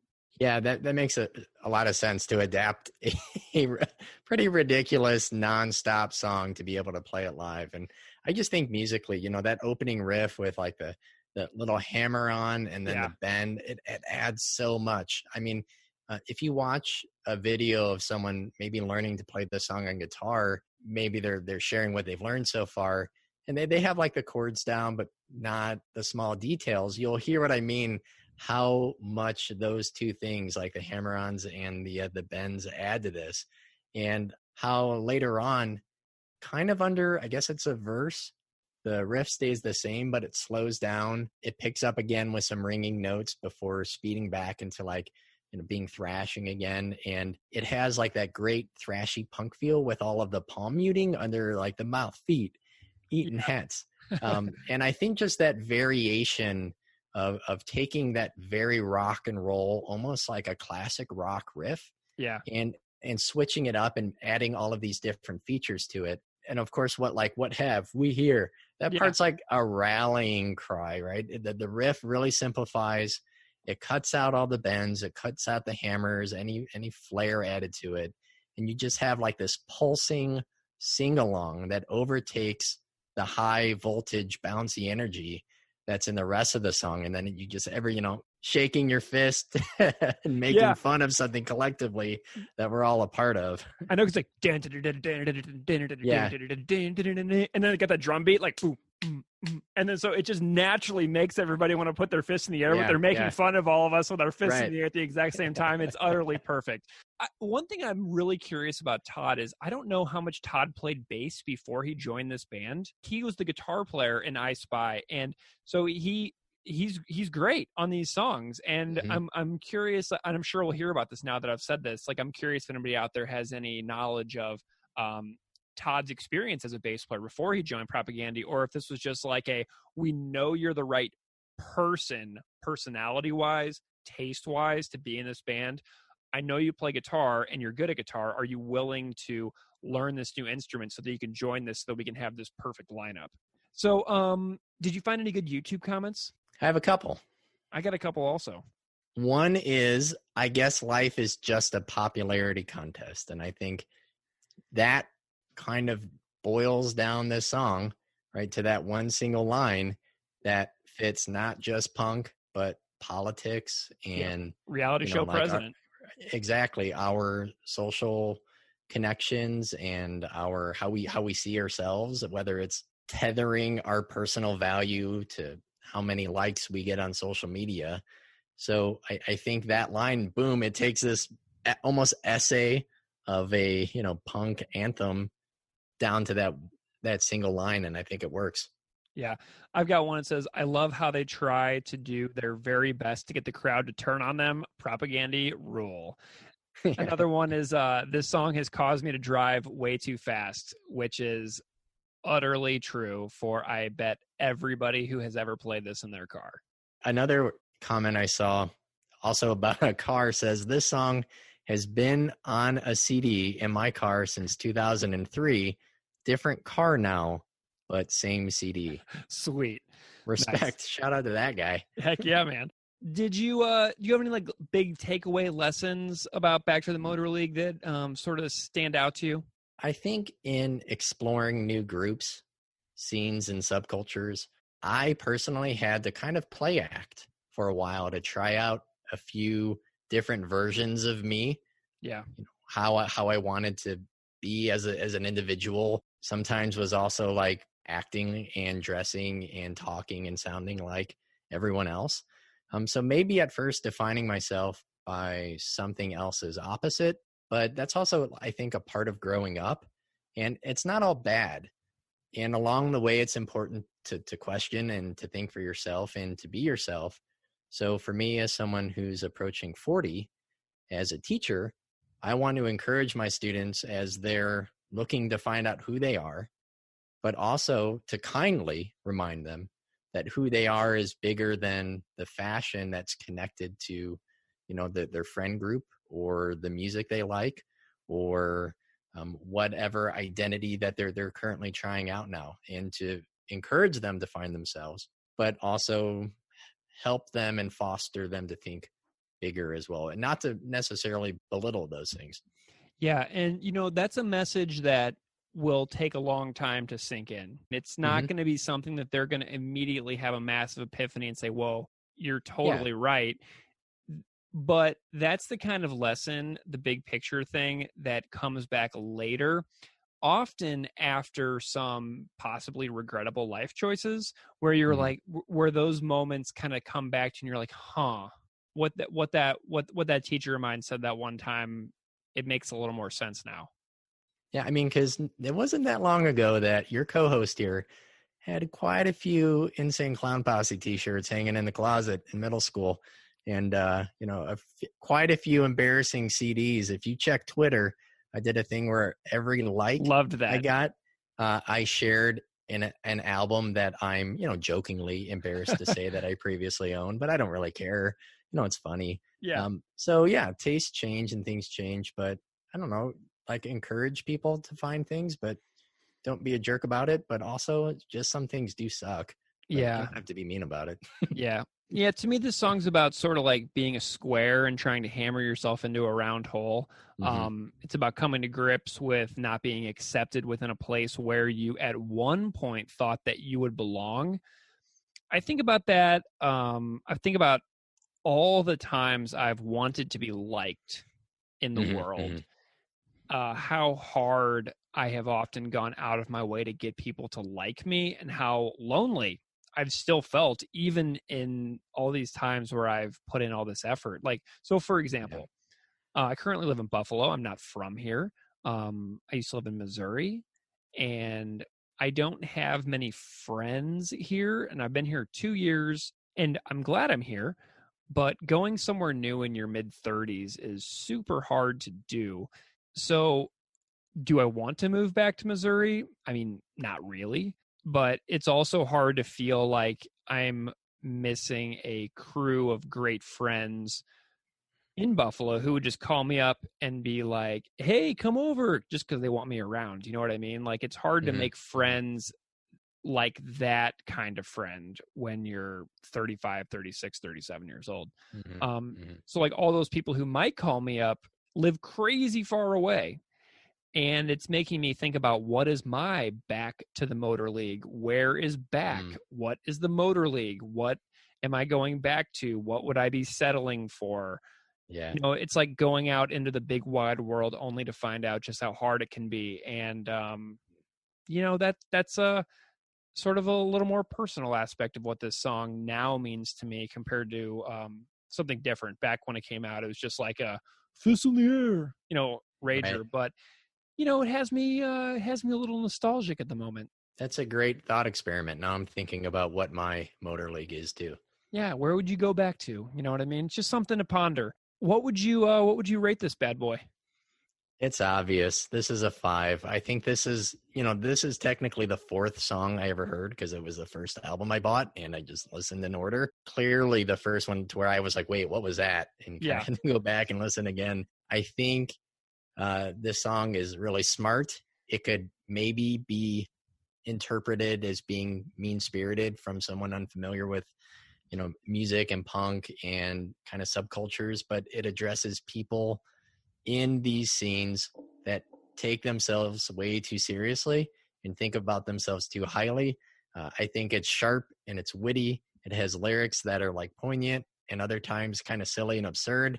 The music is just like a punk rock, thrashing anthem. I think it's a 5 for sure. It's also a 5 for me. Pretty obvious. I think that there are 5 5s on this record. For me. So I think I'm going to rate 5 of the tracks from today's Empires, Tomorrow's Ashes as a 5, as my tentative thoughts. As I was looking at the track listing today, I was like, oh my God, I think there's 5 5s on this album. Yeah, so this is one of them. It's 5 out of 5. That is our episode. Thank you so much for listening to Unscripted Moments, a podcast about propaganda, hosted by Greg and Keith. Hello. You can find us on Instagram at PropagandaPod or on Twitter at PropagandaPod. Thank you to the moon and back, to our guest, John Darnielle from the Mountain Goats. Man, what a guy. So glad he's here. Can't believe he said yes. I feel so lucky. So anyway, everybody go check out John's books and his records. It's just endless, the great amount of things that he has put into the world. So we will be back next week with another song. So thank you so much for listening, and we'll see you next time. Unscripted Moments, a podcast about propaganda, is created, hosted, and produced by Keith Goff and Greg Soden. Musical clips on this show are composed and performed by Propaganda. Artwork on the show is by Justin Santora, who can be reached at justinsantora.com. You can find us on Twitter at PropagandaPod and on Instagram at PropagandaPod. If you like the show, please drop a rating on your podcast app of choice and subscribe to receive future episodes. Tell your friends. Thank you so much for listening.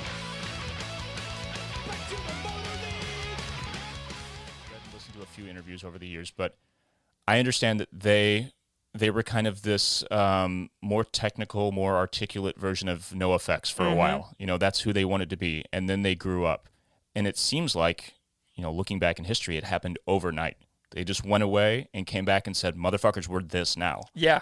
And everybody better listen. I think that that's exactly how some people at the record label felt too. Like I interviewed Jason Hall, who sings for Western Addiction, a band on Fat right now, but he worked at Fat Records in 2001 when that record came out, and they started getting the record itself. And the first time they put on Back to the Motor League in the office as a staff, he said that like he was looking around and no one could believe what they were hearing. Yeah. And there's a really famous tweet from Brendan Kelly from the Lawrence Arms where he tweeted, he's like, there are two kinds of songwriters, those who have written Back to the Motor League and those who haven't. Yeah. So let's talk about Back to the Motor League. I like to party fucking hard. I like my rock and roll the same. Don't give a fuck if I burn out. Don't give a fuck if I fade away. Back to the Motor League with me. Before I force to face the wrath of a well-refined public who live vicariously through. Tortured out his college runs for punching Metro Pablum. Back to the Motor League I go. Once thought I drew a lucky hand, turned out to be a live grenade. Oh my god. Holy shit! Play acting anarchists and mommy's little skinheads. Death with the single fence and winners stuck on straight edge. Fuck off. Tell me a little bit about your personal connection with this particular song.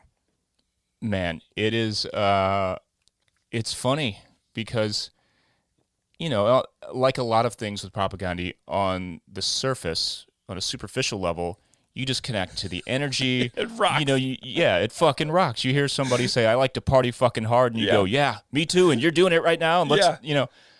But then you go deeper. You start to peel back the layers of the onion. You really dig into the lyrics, and you see there's so much more. And in this case, it spoke directly to what I was doing, what my band was doing, the scene we were in a way that some would be really butthurt by, really offended by. But instead, I remember Dan and I, the singer, we were working on lyrics for our second album, and we were, of course, referencing propaganda and all of our favorite bands. H2O was another big one in terms of vibes. In the wake of Determination? Yeah. You have propaganda references on that record?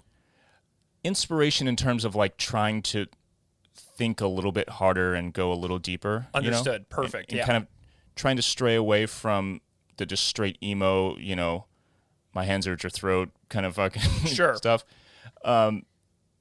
We obviously didn't achieve our goal all that successfully, but we tried. And I remember sitting on the couch in my old house in the basement with Dan, and we're reading these lyrics, the outro, And we read it. Dan read it out loud, and he just went, well, that's us, and we fucking suck. You know what I mean? And it was actually motivating, because it was something that made us try harder, made us think harder about the art that we were making, the message that we were putting out into the world. And we stumbled through that for years, sometimes successfully, sometimes we completely failed. But it was that song specifically that made me just kind of question everything, which is always good in any part of life. The more you can question yourself and try to learn from it, the better. You know, I'm thinking about some of the stories that you were telling earlier. We have a lot of references in here. We have, Korn, Eminem, Limp Bizkit, people who say that they're anarchists. We have the straight edge reference. We've got so many references here. I connect to every single one of them. Yeah, tell me more about that. Tell me about how the references are kind of like, because it seems like you and Dan were figuring out that maybe this was like sort of almost like calling you out. Yeah.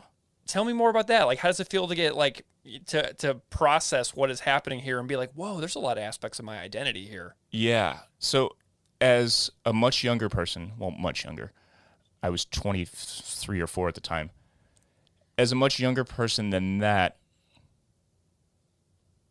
as a teenager, if I would hear something that conflicted with my narrow, raised in a conservative household view, I would just kind of ignore it. I could live in that cognitive dissonance that every current right-wing rage fan lives in, Yeah. But as a... Paul Ryan's favorite band. Right. What in the God's name? Yeah. Anyway. So that was what I did as a teenager. But as a 23, 24-year-old person, I instead just took this at face value and said, okay, well, that's me. That was me. Maybe I haven't been on the right place or on the right track the whole time. Maybe I should think about my own shit. And it just opened doors for me. So it made me think about, it didn't destroy my appreciation for Eminem and Korn and Limp Bizkit, but it made me, it helped me parse and kind of separate the love for the music from the identity and a lot of the toxic elements of that. So, and some of that was still very much a part of my persona on stage, how I would speak to the crowd, how I would just scream at the fucking crowd, and trying to balance, screaming in a way that motivates and gets people amped up, and screaming in a way that's just like toxic Woodstock 99. I keep referencing this because of the documentary. I watched it too. Dude, oh my God. I know. It hit home so hard, I was depressed for a full week. I couldn't think about anything else, but man, am I still any of that at all? How do I fix that? I tell you what, whenever the whole Brett Kavanaugh hearings were coming out for the SCOTUS a couple of years ago, I was sitting there thinking about all the times in my life where I had drank beer with my friends, and there were people at a party, and I was racking my memory, being have I behaved in the way that this human being who is now defending himself to the death, admitting zero error in any way, not reflecting in any way that it's possible that he may have acted in a monstrous situation at one point in his life decades ago. The 0% willingness to admit that maybe you have done something horrible in the past, and just or even questionable. Yeah. I know. And so that's the thing, is that really stands out to me about kind of what you're saying as well. Yeah. Thinking about all these things in the past, am I still this? Have I done enough work on myself to move myself out of these other toxic traits? Right. And then a lot of stuff about, being straight edge for several years as well, that connected with me. Being very much in the scene, playing Vans Warped Tour. I mean, he might as well have said dedicated to Vans Warped Tour at the end of this. Yeah. It had me question it, but not in a way that just said, well, no, I'm done with everything. It was more like, well, how can I use this platform, this position, this power that we have as a known artist that people listen to and care about, to kind of shift or maybe open people's minds a little bit, shift the narrative of what we are as a band and what the scene means. Mm-hmm. And that led us to The Black Swan, our third album, which was very political and socially aware through the whole thing. There were better songs than the album before, so I think it was maybe more successful in that regard. Mm-hmm. But I don't know, it was still a step on a journey to be better at communicating ideas and saying things that resonate with people in a way that isn't divisive. You know, there's a line in here that I'm wondering, drunken brawls. Yeah. Were you guys brawlers at all? Well, we got jumped by Godsmack's road crew once. Jeez Louise. That was a hoot. It was the most punk rock moment of our life. And then we got jumped by these fucking Gorilla Juice heads. I don't want to tell the story on here because That's we promised the patrons of Page Avenue Crew that we would tell that as an exclusive. Amazing. But and then we got in one bar fight because, for good reason, because these hillbilly douchebags in Texas were calling our friends and tour mates letter kills. They were dropping the F word, not the fuck one, the other one, on them all over the place in this bar, and we got into one there. Yeah, you know what's really funny? I have another story about your band. I used to be a door guy at the Blue Note in Columbia. Whoa. Nice. So I worked at the Blue Note in Columbia, Missouri for 4 years. Story of the Year came through 2 or 3 times from my memory. And I don't remember what your tour manager's name was during those years. I can't remember. I can remember exactly what he looks like. It was probably Chad. He helped us drag some horrible people who were like jumping behind the bar and like stealing alcohol and like sexually like grabbing women in the crowd and things like that. So we were hauling these groups of people out, and your tour manager was like helping us drag these people out of the club as well. And it was amazing. I remember it like it was yesterday. I don't know if he remembers it, but like I remember it because I was like 21 and we're like dragging these people out of the club at a Story of the Year show at the Blue Note in Columbia. Sick. It was amazing. Yo, were you there? Just side note, were you there the time that we, I think it was the Blue Note, brought out a 10 by 10 like merch tent on stage and set it up? Yeah. Ruined our drummer's entire show. But we just thought it was the funniest thing that we'd ever done. Yeah. Because in those days, we played 1,000 shows by then. All we could think of was what's something bizarre and weird that we could do to entertain ourselves and make people never forget what happened. Yeah, and to make it memorable for you as well, because then all the shows don't blend together as much, and you can have like a standalone memory, because having something unique happen in a very repetitive activity is something that helps human beings create a new memory, For sure. which makes life feel longer. You know what I mean? That's a great point. I love that. So I love that you love Back to the Motor League for creating a self-reflective atmosphere for you, because I almost feel like maybe this song was like a turning point in a lot of major decisions for you as a person. Like, am I hearing that right? Yeah, it wasn't a singular moment, but it's the kind of thing where every time I went back to it, I would reflect again and think, man, who am I as a musician? Who are we as a band? Who am I as a person? Mm-hmm. And it continues to resonate today because there's so many fucking words in the song. Fair weather politics is a massively important one because we're watching a spiral within the country that you and I are forced to live in, essentially. And, you know, this fair weather politics thing is like really stark to me right now. Yeah. Because it feels like actually horrible long-term things are happening instead of, you know, just instead of like it just being a theoretical thing. Right. Yeah. It's no longer, it's not a speculative fiction. Right. It's all happening right in front of our eyes. And I mentioned before we started recording, Roe versus Wade being overturned.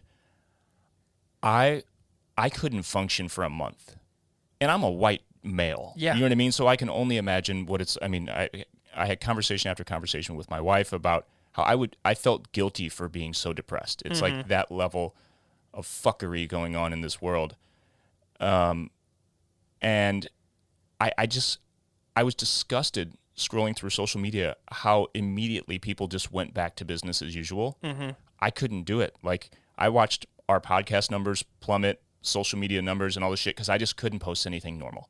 I couldn't participate in the world as if this tragic event hadn't just happened. Yeah. So the fair weather politics thing, that exact lyric has resonated with me significantly in the past couple months. Just Yeah. continues. And as the father of a young girl myself, Fuck, man. I'm just like absolutely blown away at how many things have been taken for granted across my entire life. Things that, you know, you thought were set in stone, and then just to watch them just poof, literally in a single instant, just gone. Death with a single fence and wieners stuck on straight edge. Fuck off, who cares? I'd rather highlight triptychs and listen to your bullshit. Fuck off, who cares? A bunch of stupid scenes or shitty scenes, a strong man you build up to burn never ceases to amaze. And as I'm suffering of perfection, Podcast about propaganda. Welcome to Back to the Motor League Part 3. Just as a quick reminder, Keith and I covered Back to the Motor League on episode 9 in July of 2020 with John Darnielle from the Mountain Goats, and I covered it again more in August of 2022 with Adam Russell from Story of the Year. Both of those conversations are very special to me because John Darnielle was on our early list of all-time goal guests, and we were amazed we got to talk to him so early on in the podcast. And I'm still grateful to John for saying yes to that early invitation before we'd even done 10 episodes. And then the episode with Adam was super special because we recorded live in his basement in St. Louis when I was home visiting my family. Then, just a few weeks later, after Adam and I recorded, I got to hang out with him again here in Buffalo, New York, on a stop for Story of the Year's first tour in several years. So I love our other Back to the Motor League episodes, and if you haven't heard them, maybe go check those out sometime. So this one is special because we've got a great cover and a very fun and lively conversation with Chris Navarette from the band Fine Dining. Chris and his friends get together once in a while to make covers for a very nicely produced YouTube video series. They've done The Vandals, Good Riddance, and lately many of you saw their Back to the Motor League cover where they used an 80s metal theme for a great performance. It's truly wonderful, and you're going to hear it in just a second. Chris was a great conversation partner and told me all about his love of propaganda, how they inspire him as a musician and vocalist, and what it was like making this cover for such an iconic song. So we're going to kick off the episode with the cover, and then we're going to get into the conversation with Chris Navarette. Enjoy.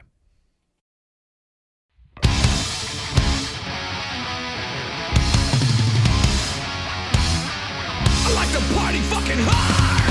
I like my rock and roll the same. Don't give a fuck if I burn out. Don't give a fuck if I fade away. Back to the motor league with me. Before I'm forced to face the wrath of a well-hit in public who live vicariously through. Tortured all his college work for punching my to problem. Back to the motor league I go. What's that to the lucky hand to not to be a live grenade? Oh my god, holy shit. Acting anarchists and mommy's little skinheads. Death threats and single passion wieners strung on straight edge. Fuck off, who cares? I'd rather highlight triptychs and listen to your bullshit. Fuck off, who cares? About your stupid scenes, your city scenes, your strong men you build up to burn never ceases to amaze. And as I'm suffering your perfection, it reminds me of my own race. Redress my own history of mouth feed, eating hats, treated bulls. I'm his phone books, struck and proud.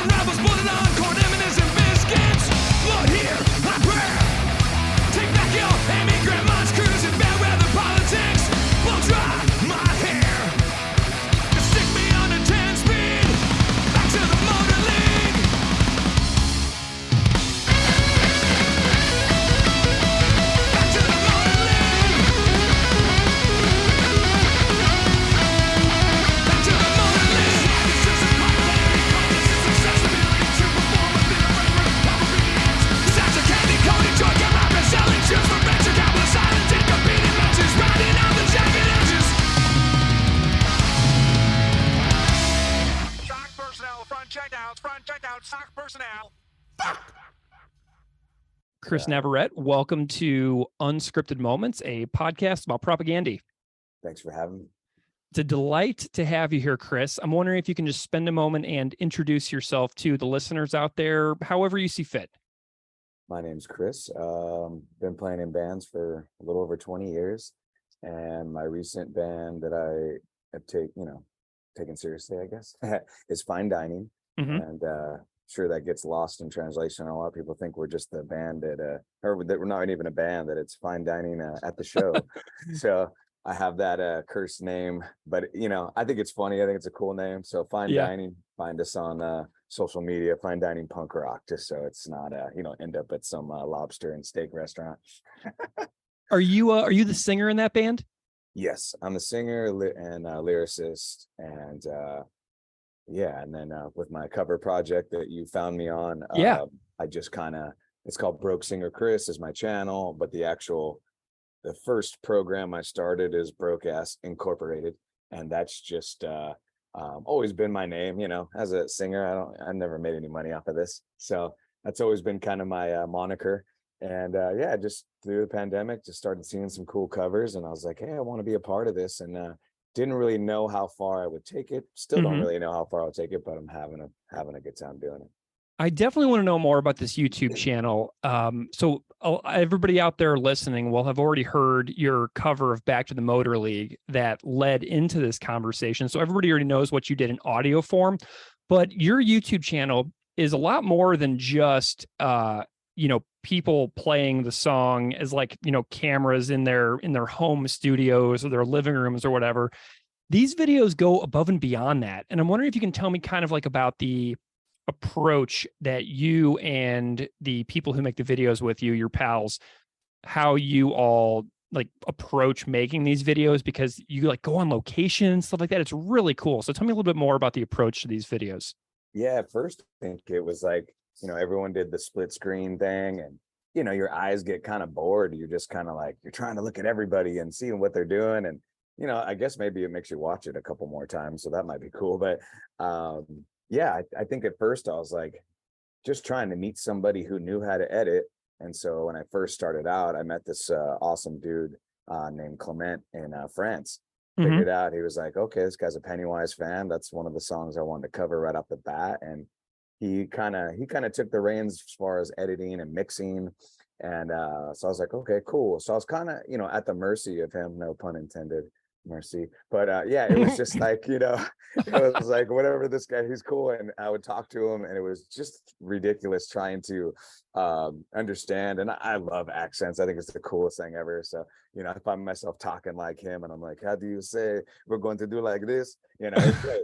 And I think eventually it became so much work that he was having a child, I have a kid, and I was like, okay, we need more people involved in this. And if I'm going to take it further, basically, I had to get some people involved.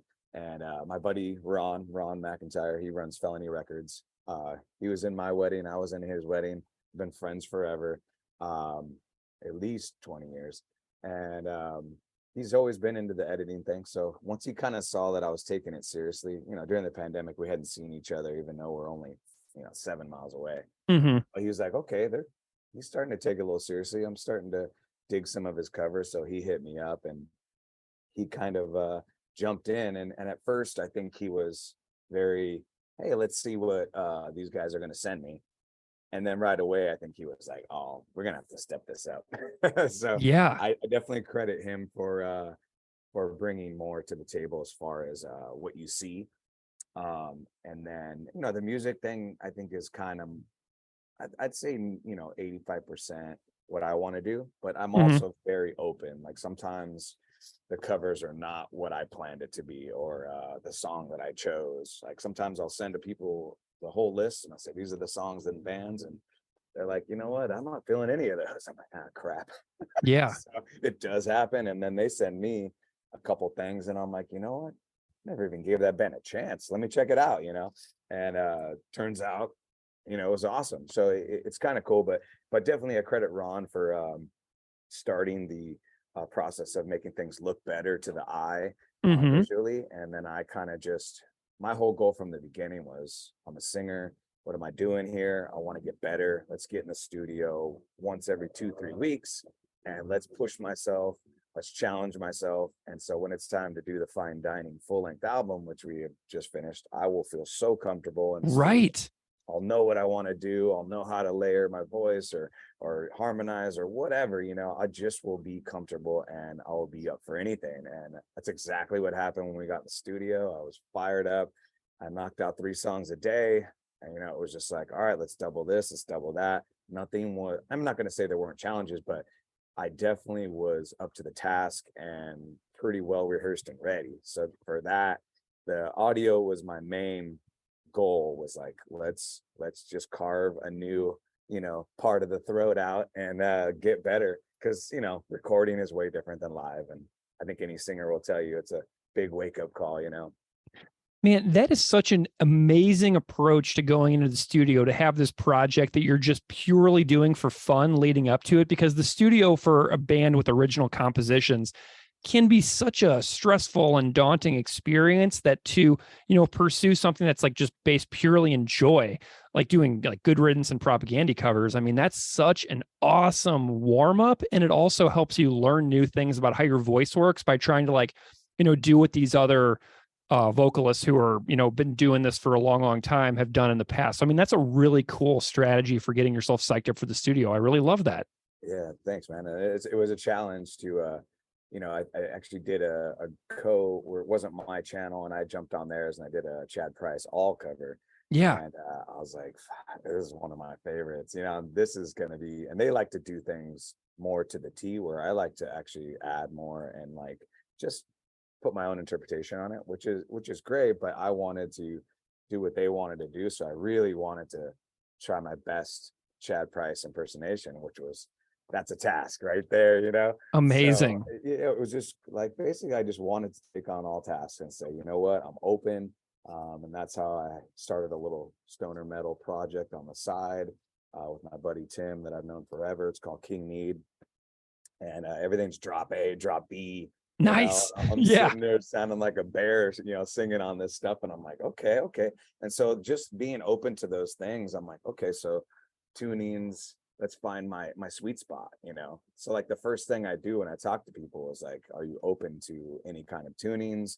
Are you down to, basically drop it? I'm never going to go up, but always different speeds, always different, if the raw track is the original's not to a click, it's going to change when you put it to a click, and you're going to add your own interpretation naturally. You have to fill the space. I love it. So just all that was like, it's sometimes you're trying to talk to people and it's like, how do you get through to them through an email? It's like, who is this guy? Why is he? I'm not going to do that. You know what I mean? So yeah. Why is this person with a Propaganda podcast Instagram DMing me out of nowhere, asking me to be on this song by song podcast? You know what I mean? It's like really funny how those connections get made. It was cool because I literally saw the repost by Propaganda. Yeah. And I'm like, whoa, like they reposted it. Like I had to look at it like 3 times. I'm like, yeah. Did they really do that? It's such a thrill when Todd reposts that stuff, isn't it?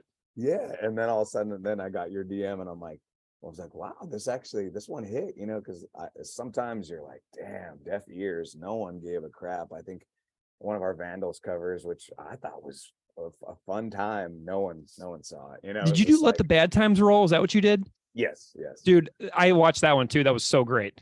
And I was just thank you. And I was just like, wow, no one saw it, But it is a lot about all the bands getting together and sharing it, which is the fun in it. Like, here's my hard work, everybody. Look what we all did together. Yeah, well, and I mean, if you keep those songs like in the modern social media atmosphere, you never know who is going to hear it for the first time and find out about that band and go back and discover a lifetime's worth of music, Yeah, and that was my other formula. Like, there's other people doing things, but my formula was always grab the nostalgia song, maybe not the number one hit, maybe a hidden gem, and then not destroy the song, but add a little something to it. Get people going, oh, I remember that song from the show soundtrack, like surfing, like that was my jam, and he knew that one, that's what I want. I don't want like, oh, he he did the number one track and he didn't do anything to it. He just played along, and that's not what I wanted to do. My whole objective was to add something cool, whether even if it's just a scream that wasn't there before, you know. Dude, I gotta ask. I loved your Fertile Fields Good Riddance cover. That is hands down my favorite Good Riddance song ever, and it's not even close. And my friend Jared from Counterpunch is the bass player on that. And you know, I'm wondering about that cover a little bit as well, because I love that song so much, but also because I'm buddies with Jared. But like, how do you get these people involved in this project? Like, how do you like, do you have a list of people that you want to work with that you're like reaching out to for each different cover? Like, how do these folks get involved? Sometimes I'll create a list, like all the friends I played with, and then like a secret wish list of like, you know, my favorite artists. Like, they're probably not going to give me the time of day, but I'll put it on my secret wish list and I'll send them something and they'll ignore it. But every once in a while, you know, Little Joe comes to me and says, I'll totally do it, you know? And I'm like, are you kidding me? Little Joe. Amazing. Yeah. And, you know, and there's people that ignore it, but I get it. And, you know, people have, maybe they don't even see it. I don't even know who runs their Instagrams, you know what I mean? Right. But with how I found the drummer was I loved his big wig cover that he did with Steve Rawls at Belvedere. I was like, dude, that's killer. And that's actually how I found Josh, who's the guitar player. We're doing a Gorilla Biscuits cover coming up. And so it was cool. I kind of found this almost little Canadian scene. Like, I was like, okay, I got Dustin, this guy rips on drums, you know, and he introduced me to Paul, the bass player from Trigger Happy. And then I happened to see the Mikey and His Youth cover of now I'm going to forget it, but the Almighty Trigger Happy singer was in that. And I'm like, okay, Almighty Trigger Happy. Okay. And Brutal Youth. Okay. So I just kind of like, it was kind of like, wow, I feel like I have a little bit of a friend base now if I ever go out there, you know? But yeah, actually Dustin did those drums. It's kind of sad to say, about a year ago. Wow. Sometimes, oh my God, 1 month, bam, bam, bam, bam, everyone's done. Yeah. And then sometimes it's, hey, you remember me? You know, you're gonna do those drums, right? But to his credit, he actually did the drums pretty quickly. We had a bass player who, I don't know, I'm not gonna mention his name, but he actually came into some mental issues and he had to, you know, walk away from it. But it was like 6 months in. I'm crazy. Like, I need to find somebody. And sure enough, I forgot how, because I didn't know Jared yet. I just knew Counterpunch. Yeah. And I briefly, you know, probably commented on things, but I think Felony Ron put me in touch with him. I can't remember. But just like we're talking now, he got me on the line and we just chatted and we were all aboard, and he probably knocked it out within a week. And I'm like, love it. It's on this track for a year and he knocks the bass out in a week. Well, I know he's friends with some of the guys in Good Riddance too. It's one of his, I think that they've like played a bunch of shows together. So it's pretty cool that he's on that. He lives near the town that they practice in, Santa Cruz. Oh yeah. And the background scenery of Jared's video footage on your video is awesome too, because he's like playing with the ocean in the background and stuff. I loved it. Which is the other cool part, when someone, you know, I'm not going to talk crap about anyone who's joined me, but sometimes time's an issue. I'm just going to give you me in my room, and that's fine. But Jared was like, hey, I'm totally down to go the extra mile. I'm like, yes, it's going to look so much better, you know? Amazing. Sure enough, you see it and it looks so much better. The drummers, it's tough. They're not going to go outside with a drum kit, you know? Right. But, you know, if you can get the bass player, guitar player to just go outside, anything is better than just in your room. So I was stoked he went the extra mile and killed it. Love it. Well, Chris, let's talk about Propaganda for a while. How did you get into the band originally? Do you have like a origin story that you can remember about becoming a fan? I think like everybody else, I definitely got a hold of how to clean everything.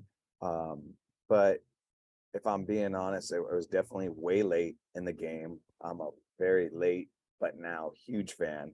Yeah. But it took me a while. And then I will say that, you know, it's an unfair judge to show someone the first album and say, here's Propaganda.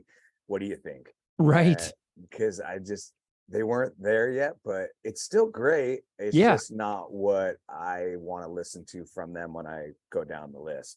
You and I are on the same page there, 100%. Yeah. And I obviously what struck a chord with me was their, you know, F Religion song. I was like, holy crap, like these guys got some balls. Yeah. That's the first thing I thought. And it's still the first thing I think is these guys got balls. And, that's what I guess that's what tickles my algorithm. I'm like, who are these guys? It's not how heavy you could play. It's just the conviction, Mm-hmm. And so from there, I kind of just left it as okay, that was a cool song, whatever. And then somehow I got on Potemkin City Limits, and I was like, whoa, this is a different band. Yeah. What happened? And all of a sudden, just goosebump, okay, let's check this out, And then I think by the time I got into it, it's sad to say, but I think that's when Victory Lap was coming out. So I was already way behind. Victory Lap comes out, and I'm like, oh yeah, man, this is it, Yeah. So good. I don't know if I will say it's the best, but it's so close, and they're all, but it made me go back to supporting cast, and I was like, okay, supporting cast might be my favorite, but it was just to say that you have those two albums at all I know is like a career, Yeah. And I will say those are the three I focused on. And when the talk of doing this cover came up, I actually wasn't that familiar with Today's Empires. Interesting. Nice. I like this. And that's the change, that's where they change, right? Yeah, it is. So I'm being honest. Most guys will just say, "Oh yeah, I followed them from the beginning." I know. No, I love it, man. Be honest. I'm like, I'm very guilty of. I still have an iPod. I will still go to my favorite albums and not give a lot of new bands a chance, or not give sometimes new albums a chance. And I'm trying to be more open. And this whole cover project has opened me up to that. Like, oh, you're not going to do, so-and-so band. I'm like, well, I just haven't thought about it yet. And then I'll that album. I'm like, where the hell have I been? Like, this album's great. And that's how Today's Empires was. This album is really good. And this is kind of where it's changed.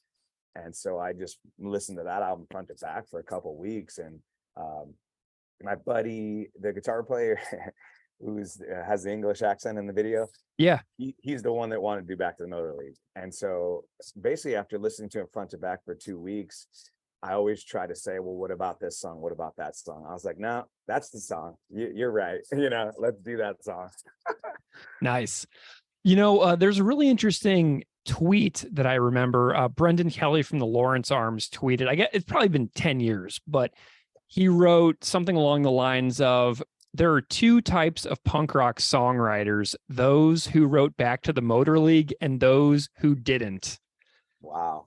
And, this song is like an exceptional song. I'm wondering how, like, what your reaction to that tweet is. Like, there are those two types of punk rock songwriters, those who wrote Back to the Motor League and those who didn't. I'm wondering your thoughts on that. I definitely agree with that statement. I think the first note I heard was like, obviously you hear the first lyric and you're just like, oh, this is a satire. You know what I mean? Like, that's the first thing I thought was like, and it's funny because, you hear the lyrics and that's one of those songs where like, I was forced to look it up and be like, what is everything? Like, you hear some of it, but what is everything? And you start to look at these people talking about it and they're like, oh, what dumb lyrics. I like to party hard, and I'm like, yeah, you literally read the first two lines and you walked away. This song is about you. Like, yeah. So I just thought it was hilarious. But I thought satire immediately. But yeah, I started looking it up and, credit to them, a song that made me want to look up the lyrics, because this day and age, that doesn't happen a lot with me. Maybe when I was 13, opening up CD booklets, I would do that. But now, I got a kid, I got work, I don't have time for this. I got 3 songs on my commute, so I got to have 3 bangers, and you better believe Back to the Motor League's one of them, Nice. But I went in there and I checked it out, and I'm sure there's still stuff I don't understand. But one of the things that resonates with me is the line, don't give a F if I burn out, don't give a F if I fade away. To me, even though I know he's being, I still think he kind of actually, that's the one line that he still believes himself. You know what I mean? Because I know when I'm up there, I'm going to give it my 100%. I'm a front man. I want to go hard, but as soon as I'm done, back to the regular league, but I feel like he believes that he doesn't really care if he burns out or fades away. Like that's his stamp on this song. It's just like, take it. I don't care what you think. And if I fade and no one ever cares about Propaganda again, I don't care. And that's what slapped me in the face, was like, man, this guy's got balls and he doesn't care what anybody thinks. Man, I love honing in on that one particular lyric as being like a moment of like, this is 100% me, and there's no like satire or joke about it or poking fun. Like this is like the line in the song where I'm like being completely real. Does that make sense? Yeah, and like I said, he may not believe that, but at least when I hear it, I do, because I feel like if you're a singer or a front man, you really want to bring it, or else what are we doing here? I feel like you're up there and of course you want the crowd, but like, you're there for selfish reasons as well, to get it all out of your system. I always say to let the demon out so I can be happy. I want to get that bug out of my system. And, that I think that's part of it when you're up there, is you wouldn't do it if you didn't get pleasure out of giving it to the crowd, Mm-hmm.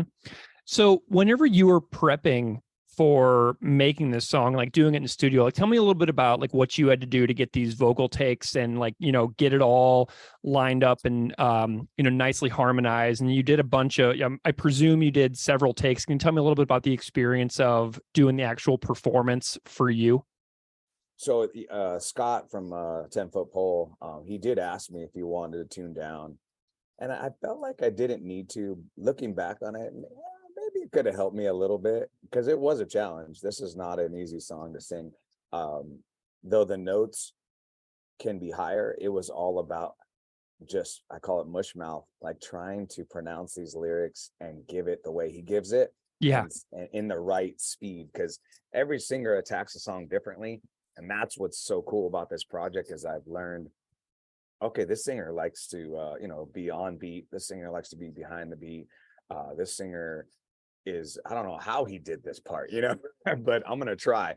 And, as a guitar player singer, I'm sure this makes more sense to him. But just trying to get every lyric and the pronunciation down was definitely the hardest part.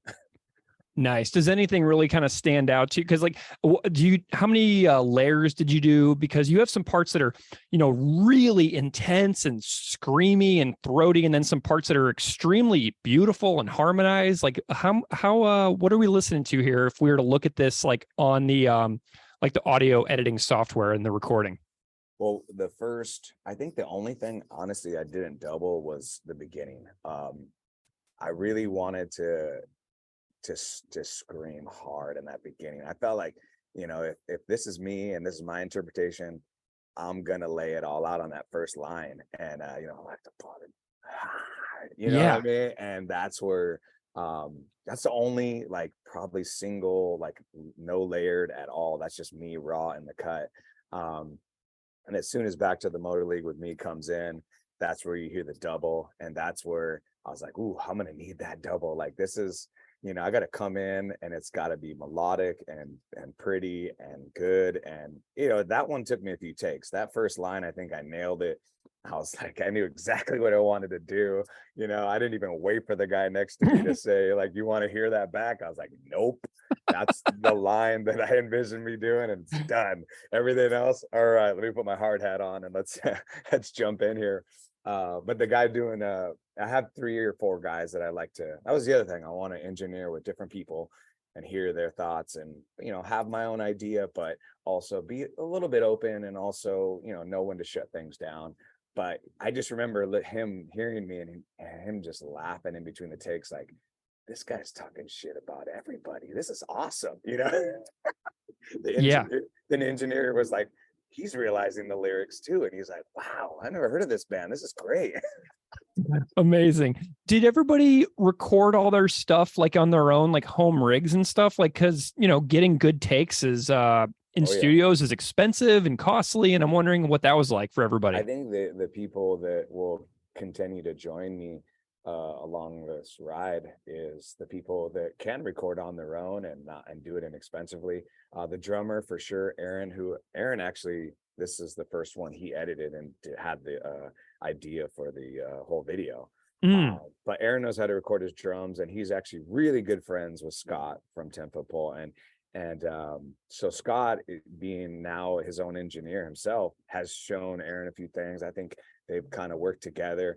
So, they're right at home with each other. And I think Scott could clean up whatever he needed to clean up if he had to. I don't even know if he had to. But yeah, Scott has a home rig, so he did his own guitar. And I believe Dave recorded himself too. So in this case, I think everyone, Loic, he did it all at home. So in this case, everyone did everything at home except for me. I think as a singer, it's just tough to hit pause and start over and just work in the computer, work in the reins while you're trying to be in the moment and sing. Yeah, I'd rather just pay my friends to do it well, especially a song like this. Maybe if it was a one taker where I'm just going to scream my head off, maybe I don't need the best engineer. Maybe I just need someone to hit play and let me go. But for this, I really want to make sure that the performance was as good as I could do in my own, what I'm capable of, and hear what he wanted to say. So yeah. Awesome. Tell me a little bit about the concept for the video. You mentioned that there was a story sort of and an idea for the video. Tell me a little bit about that. Yeah, so I mean, Felony Ron usually does most of the concepts, or maybe I had an idea and we ran with it, but mainly it's him. And then so Aaron, who's done drums for me on another cover before, he was like, "Hey, I really want to edit one," and I was like, "Well, okay, let's do it." And I don't know how he came up with the initial idea. He was just like, "Hey, what do you think about kind of an 80s metal theme?" And that's all I really knew, I think, going into it. And I was like, "Sure, why not?" And and then he came to me with this idea of like a tryout. And I think we definitely had to I needed help understanding a little bit more, but he was like, "Yeah, we're going to try out for this band, and we're going to act like this band existed 20 years ago. And here we are. And we want to remake the band with new members trying out for it." So and then it was just an hour conversation of us just riffing and coming up with these dumb ideas that a lot of them didn't work. Yeah. I love it, man.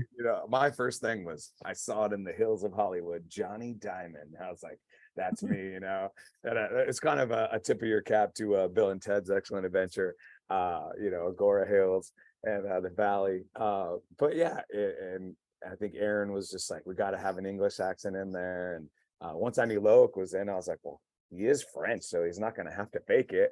Yeah. He just might have to, accentuate a little more than normal. Amazing. I think we both came up with a couple names. I had the Jean-Claude Van Ram. Gunk. And I think Dave was like, "How about Pony Boy?" And I was like, "It needs something, it's got to have something." I was like, "How about Rose?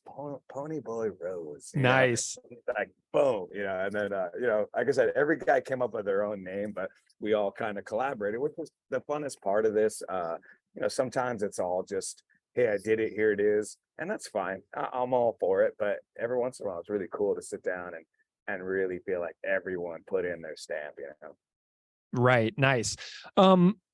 Speaking of Propaganda, have you ever seen them live before? I know that you said you're sort of a newish fan. Have you been able to see the band live at all? Here comes the womp womp.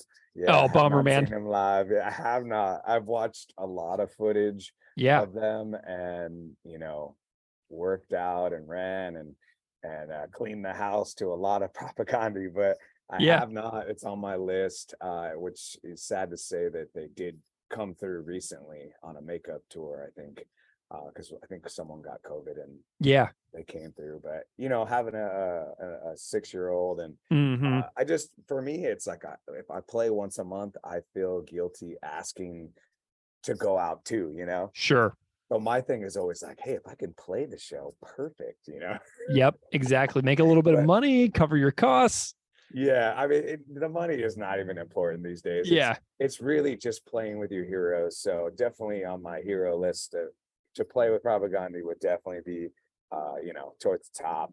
And that's really, I think, why I joined a band was to, definitely to, make a record. But you want to play with your heroes, the people that inspired you. You want to play with them.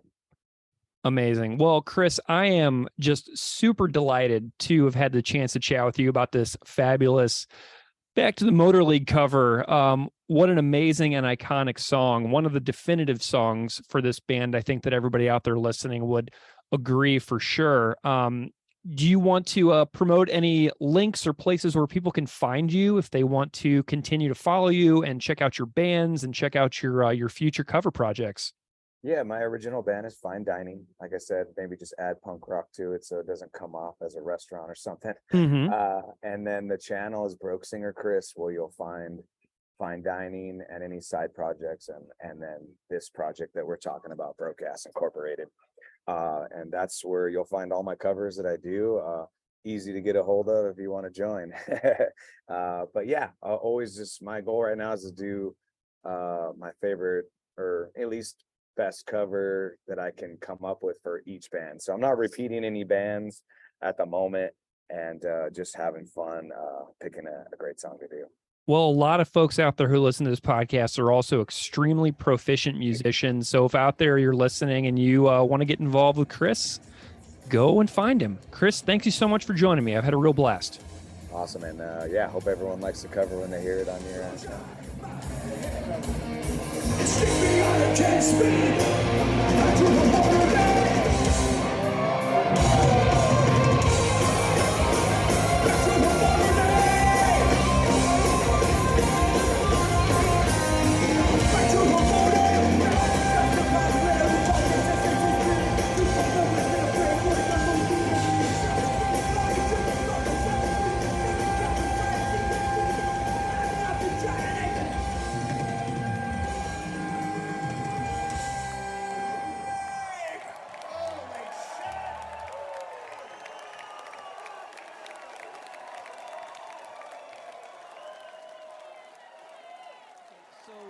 Let's dive into some tunes here. What do you think? Let's do it. Yeah. Okay, cool. So you already mentioned your first selection. Mm-hmm. So I'm actually gonna switch it up a little bit here. I'm gonna go in the order that they appear on the record. So we're gonna start with a couple of tunes from Today's Empires, Tomorrow's Ashes. You ranked Today's Empires, Tomorrow's Ashes your second favorite Propaganda record in the Hard Times article. Yeah. And you kind of like a little bit summarized your time and place of the Empires LP. Do you have any like broad thoughts about like the album as a whole that kind of, talks about like why it matters so much, like within the context of your life? I do think that when I first started listening to it, with the exception of like Rage Against the Machine, I would say this was the first kind of overtly political band that I really got into. Mm-hmm. And I liked the way that the sort of confrontational way that they talked about things made me like a little bit uncomfortable in a way that was like enticing to me. Like it was kind of like, whoa, interesting. There's a part of me that's not wanting to be told what to do, and there's another part of me that's like, oh, this is different. Like, there's nobody in my life who talks like this, and it was like fascinating and like kind of like when you see your first horror movie as a kid, like you like can't look away from it, and you kind of I went down the track of getting obsessed with horror movies, and I think it was a similar effect here. So, yeah, Today's Empires is kind of prototypical Propaganda to me, and that's where it starts in my mind. Awesome. Okay, well, let's dive into Back to the Motor League, your first selection here. Yeah. Why did you choose Back to the Motor League as one of your main songs to chat about for the podcast?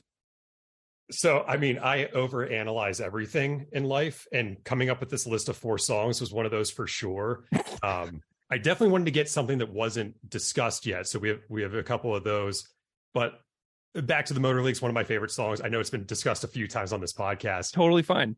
But a thing that I think is very interesting about it is the way I kind of relate to it on an almost satirical level, especially with the opening lines of this song.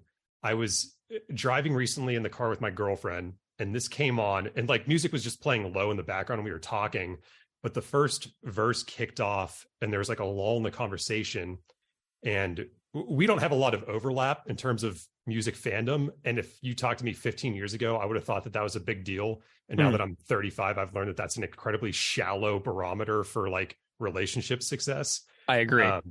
But so like Chris starts singing like, I like to party fucking hard. I like my rock and roll the same. And she just kind of gave me this look like, not knowing the context of who the band is and what the song could mean. She's like, who are these idiots? Like, this is like straight up like, this just sounds like drunken, you know, punk rock burnouts. Mm-hmm. And if you don't know the context of the song or the band, that's exactly what it sounds like, especially if like, I think I just skipped the song and moved on to something else. In that moment, I was like, oh yeah, I relate to this in that when you are, I assume that to some degree that verse is satirical. It might actually be genuine. I don't know, because there's this give and take of the message of the song of like, I'm going to do whatever I want, regardless of what fandom expects of me, and also what certain labels or producers or industry people expect of me. And it could just be like, I just want to have fun with this. We're going to play these shows and party and whatever.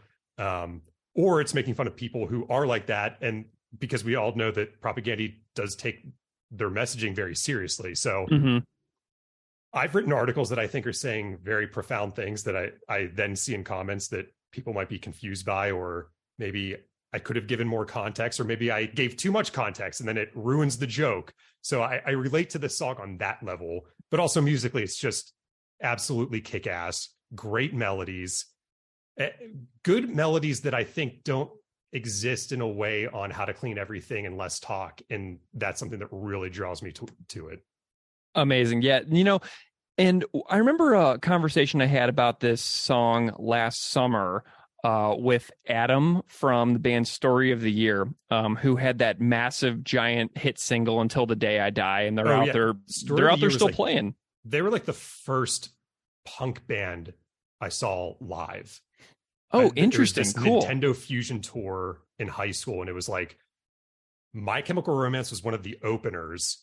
Then Story of the Year was also on that bill, and a couple other bands. So they're from St. Louis, my hometown. Oh, nice. And yeah. And so I went over to Adam's house and we recorded that conversation in person, and Back to the Motor League was one of his selections. And he was talking to me about how so much of this song is like about how he felt like about himself at a certain point in his life, where he's nice. The candy coated Joy Cam rock bands selling shoes for venture capitalists. He's like, whoa, there's like a lot of like us in this song. And so he took it as like on a really interesting level, because like the song is about bands that are kind of doing some stuff that like his band was kind of doing. And there was so many bands at the time period. And he loves the song as well. So like there's a really interesting aspect to that where it's like talking about how bands that were doing things that maybe propaganda would totally critique, like actually really like this song as well, because it makes them kind of like, you know, turn the mirror on themselves and laugh at themselves a little bit. But the opening line, I like to party fucking hard. Chris, you know, on his podcast, he's like talked about his own like going to the bar, getting drunk, like all of his things in his past where he was partying too. So there's probably a little bit of both. There's probably a little bit of making fun of himself and making fun of other people as well. In that, because propaganda is so effective about turning the camera on themselves to make fun of themselves almost first and foremost. Yeah. And that's what I love about that. And like, I don't judge anybody for whatever their partying lifestyle is. Like, I've certainly gone through that in my younger years. And I think that dichotomy is what draws me towards the song. I could say, like, with my Hard Times articles, I would say about 90% of them, the person being made fun of is me specifically. Like, I'm making jokes about myself. It might be like, oh, woman loves blah, blah, blah, or poser, blah, blah, blah. It's just things that I've noticed about myself. Yeah. Yeah. Was there any truth to that Dark Throne in the grocery store article? I can't remember what the specific song I heard in public was, but it was something that I loved as a kid. And it wasn't very like, it wasn't a super metal song. It might've been like Gin Blossoms, where I remember like recording off the radio to a cassette tape and like listening on the bus to school. Hey, Jealousy. Yeah. That was definitely the song. Oh no, am I losing you? Did my computer freeze? Or can you hear me? Oh yeah. Sorry. Okay, we're back. The Zoom window just went all white. Oh, yikes. Okay. Well, we're back. Yeah. But yeah, I think I heard Hey Jealousy in the grocery store, and it just struck me as like, oh man, I used to love this song. And like, I bet this band put a lot of passion into it. And now it's like background filler at Ralph's while I'm like getting oatmeal. So then I just elevated it to the point of being a ridiculous black metal song that you would never hear. Yeah. I do love that song, and I love Dark Throne, but yeah. Yeah, the whole like the way that hits you once in a while, those waves of I am aging, I have aged. Yes. And the darkness in there and also the comedy in there is really, really fun. So, that's just where I take that. I'm like, I have aged, because totally. Like whenever you think about yourself, you still like, oftentimes you still feel the same as you did when you were like 19 or 23, but then you have these like varying differences about how you physically feel, how you physically look, and your own mental health and your own experiences that you've lived in the last several years. And then all of a sudden that powerful feeling of I have aged, time has passed.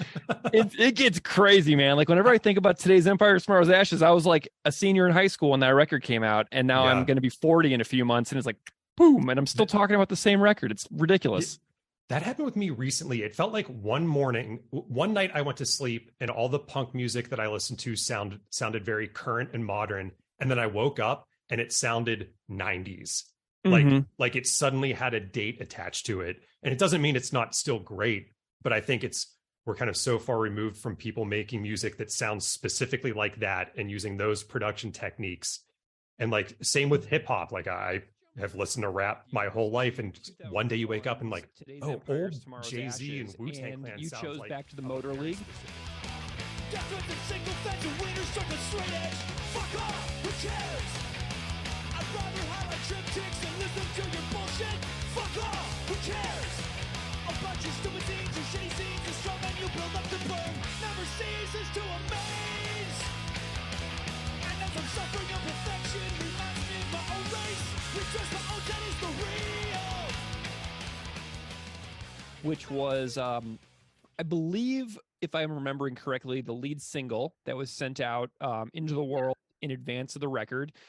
And, there's a really well-known tweet by Brendan Kelly from the Lawrence Arms, who once said, there are two types of punk rock songwriters, those who wrote Back to the Motor League and those who didn't. And so I love that tweet, because you can just tell how much of a high regard this song is held by a lot of people in the music world who play music for a living. So tell me a little bit about why you chose Back to the Motor League for your third selection. So I think we need to kind of jump forward in time for me now. So I'm living in East Vancouver with the band, going to like hardcore shows, metal shows. Like musically, I have evolved as a listener. But the people who are surrounding me at that time are like, all they talk about is music. Like the way I talk about books is the way they talked about music, right? And gear and amps and tube amp. Like I could go on at length. And Kevin, my friend Kevin, I'm giving him a shout out because I'm sending him this podcast when it's out there in the world. Yes. I love you, Kevin, but I do not want to hear you talk about gear anymore. So yeah, like 2004, living in East Van, going to all these like punk shows with the band, living in that sort of world, right? Today's Empire it is just beginning to end. There are no, in my opinion, no stinkers on this album. It's just like solid beginning to end. There's not a single song that doesn't rock. It's so good. And it's also one of the only albums that we could all agree on. It was like metal enough for the metalheads in the band and the metal guys we were hanging out with. It was hardcore enough. It was punk enough. Like whenever we were just sitting around drinking beers and talking about music, this would be the album that we could all put on that no one would like argue and like get mad at, right? So I think for me, this album as a whole is just like the memory of that time, like that nostalgia of that was just a really great time in my life. Like I was 24 years old, living in Vancouver, just rocking it and having a great time. And back to the Motor League. So I hadn't seen Propaganda for a while. I'd gone to all the all ages shows here, but then they hadn't come to Vancouver, or maybe I just didn't have money. Like I was pretty poor when I was living there. So I hadn't seen them. And so when this album came out, they toured through Vancouver, and I saw them like upstairs in like a Legion or something. It was like a really weird venue that I saw them in. Yeah, this song just came on, and I was just like, yep, that's it. Like, it just, the way it opens, and like, I like to party fucking hard. I like my rock and roll the same. Like, I was like, yes, yes, I love this song. But I also felt that it was like really making fun of bros. And so you would go to a Propaganda show, and this song would come on, and it was almost like two distinct crowds formed the song. And it was like, oh, you don't know that this song is criticizing you. That's this crowd over here, right? You're like drunk and starting fights in the mosh pit crowd. That's you. Yeah. And then there was like us being like, oh, we're making fun of you for starting fights in the mosh pit sort of crowd. And it really sort of like, you could really see the divide of like who kind of understood Propaganda. And now I sound really elite. I feel like I sound really snobby and elite. Like, oh, you're the true Propaganda fans. But like kind of could see that divide of like, I think there were people whose first taste of Propaganda was Back to the Motor League. That was like, that was the song. And if that was the song that introduced you to the band, I don't know if you could understand the band. Does that make sense? Sure, absolutely. That's what I was thinking about for that. Nice. Do you have any particular lines that you really love in the song? Like later on, there's so many little good one-liners and stuff. I love the I love like the Dead Kennedys reference of Chicken for Us. That's a really cool one. I always love that. I also just love the like play acting anarchists and Mummy's Little Skinheads. Yeah. Like that really jumped out to me of like, yeah, like everybody knows who they're talking, like you know someone in your life, or you've seen someone at a show, or you've seen, who's just like putting it on, who's just like showing up and putting it on just for the sake of showing up and looking cool or whatever that is, you know what I mean? And I just think like, and that's what I mean, like they're just calling all that crap, that like scenester crap out by creating a scenester song. Nice. I don't know how else to explain it. Like, I guess one of the ways I could think about is, so did you ever watch the show or the movie Team America that the South Park guys put on? Yeah, definitely. Years and years ago. So whether you're a fan of it or not, like that's besides the point. But I had gone down to Seattle to a show, and there's a bunch of us that went down, and we actually watched Team America in Seattle in a like United States theater with America. And like we laughed at totally different jokes. Like the things that like my little small group of Canadian friends found funny in that movie were very different than the reactions of like the Americans in the crowd. You know what I mean? And obviously the Americans kind of knew what they were getting into. Like you can't go to Team America without knowing what you're getting into. But and like Seattle's like 2 hours from Vancouver. Like really, we're not that far geographically apart. But there was definitely like a distinct like, these are the things that are landing for your crowd, and these are the things that are landing for our crowd. You know what I mean? It's like that experience again of like, and I've been the first to be called like a poser. Like I said, I don't know the bands, I don't know the songs. Like the guys always made fun of me for being like, you don't even know who you're talking about, and you're wearing their t-shirt. Like, come on. And I'm like, I've lived in this world for 20 years now. Like, just because I don't remember the name of the bass player on the album in 1986 doesn't mean I don't like them. Like, yeah. But, yeah. I love how this, I love that comparison of maybe this is like the Team America world police of the punk rock world. That is super, super funny. I love that. What an amazing observation. Cool. Well, let's jump forward. What hell? We're here! 15 years later, it's the reeks of swill and chicken conformists. Fist in the air! Like father, like son,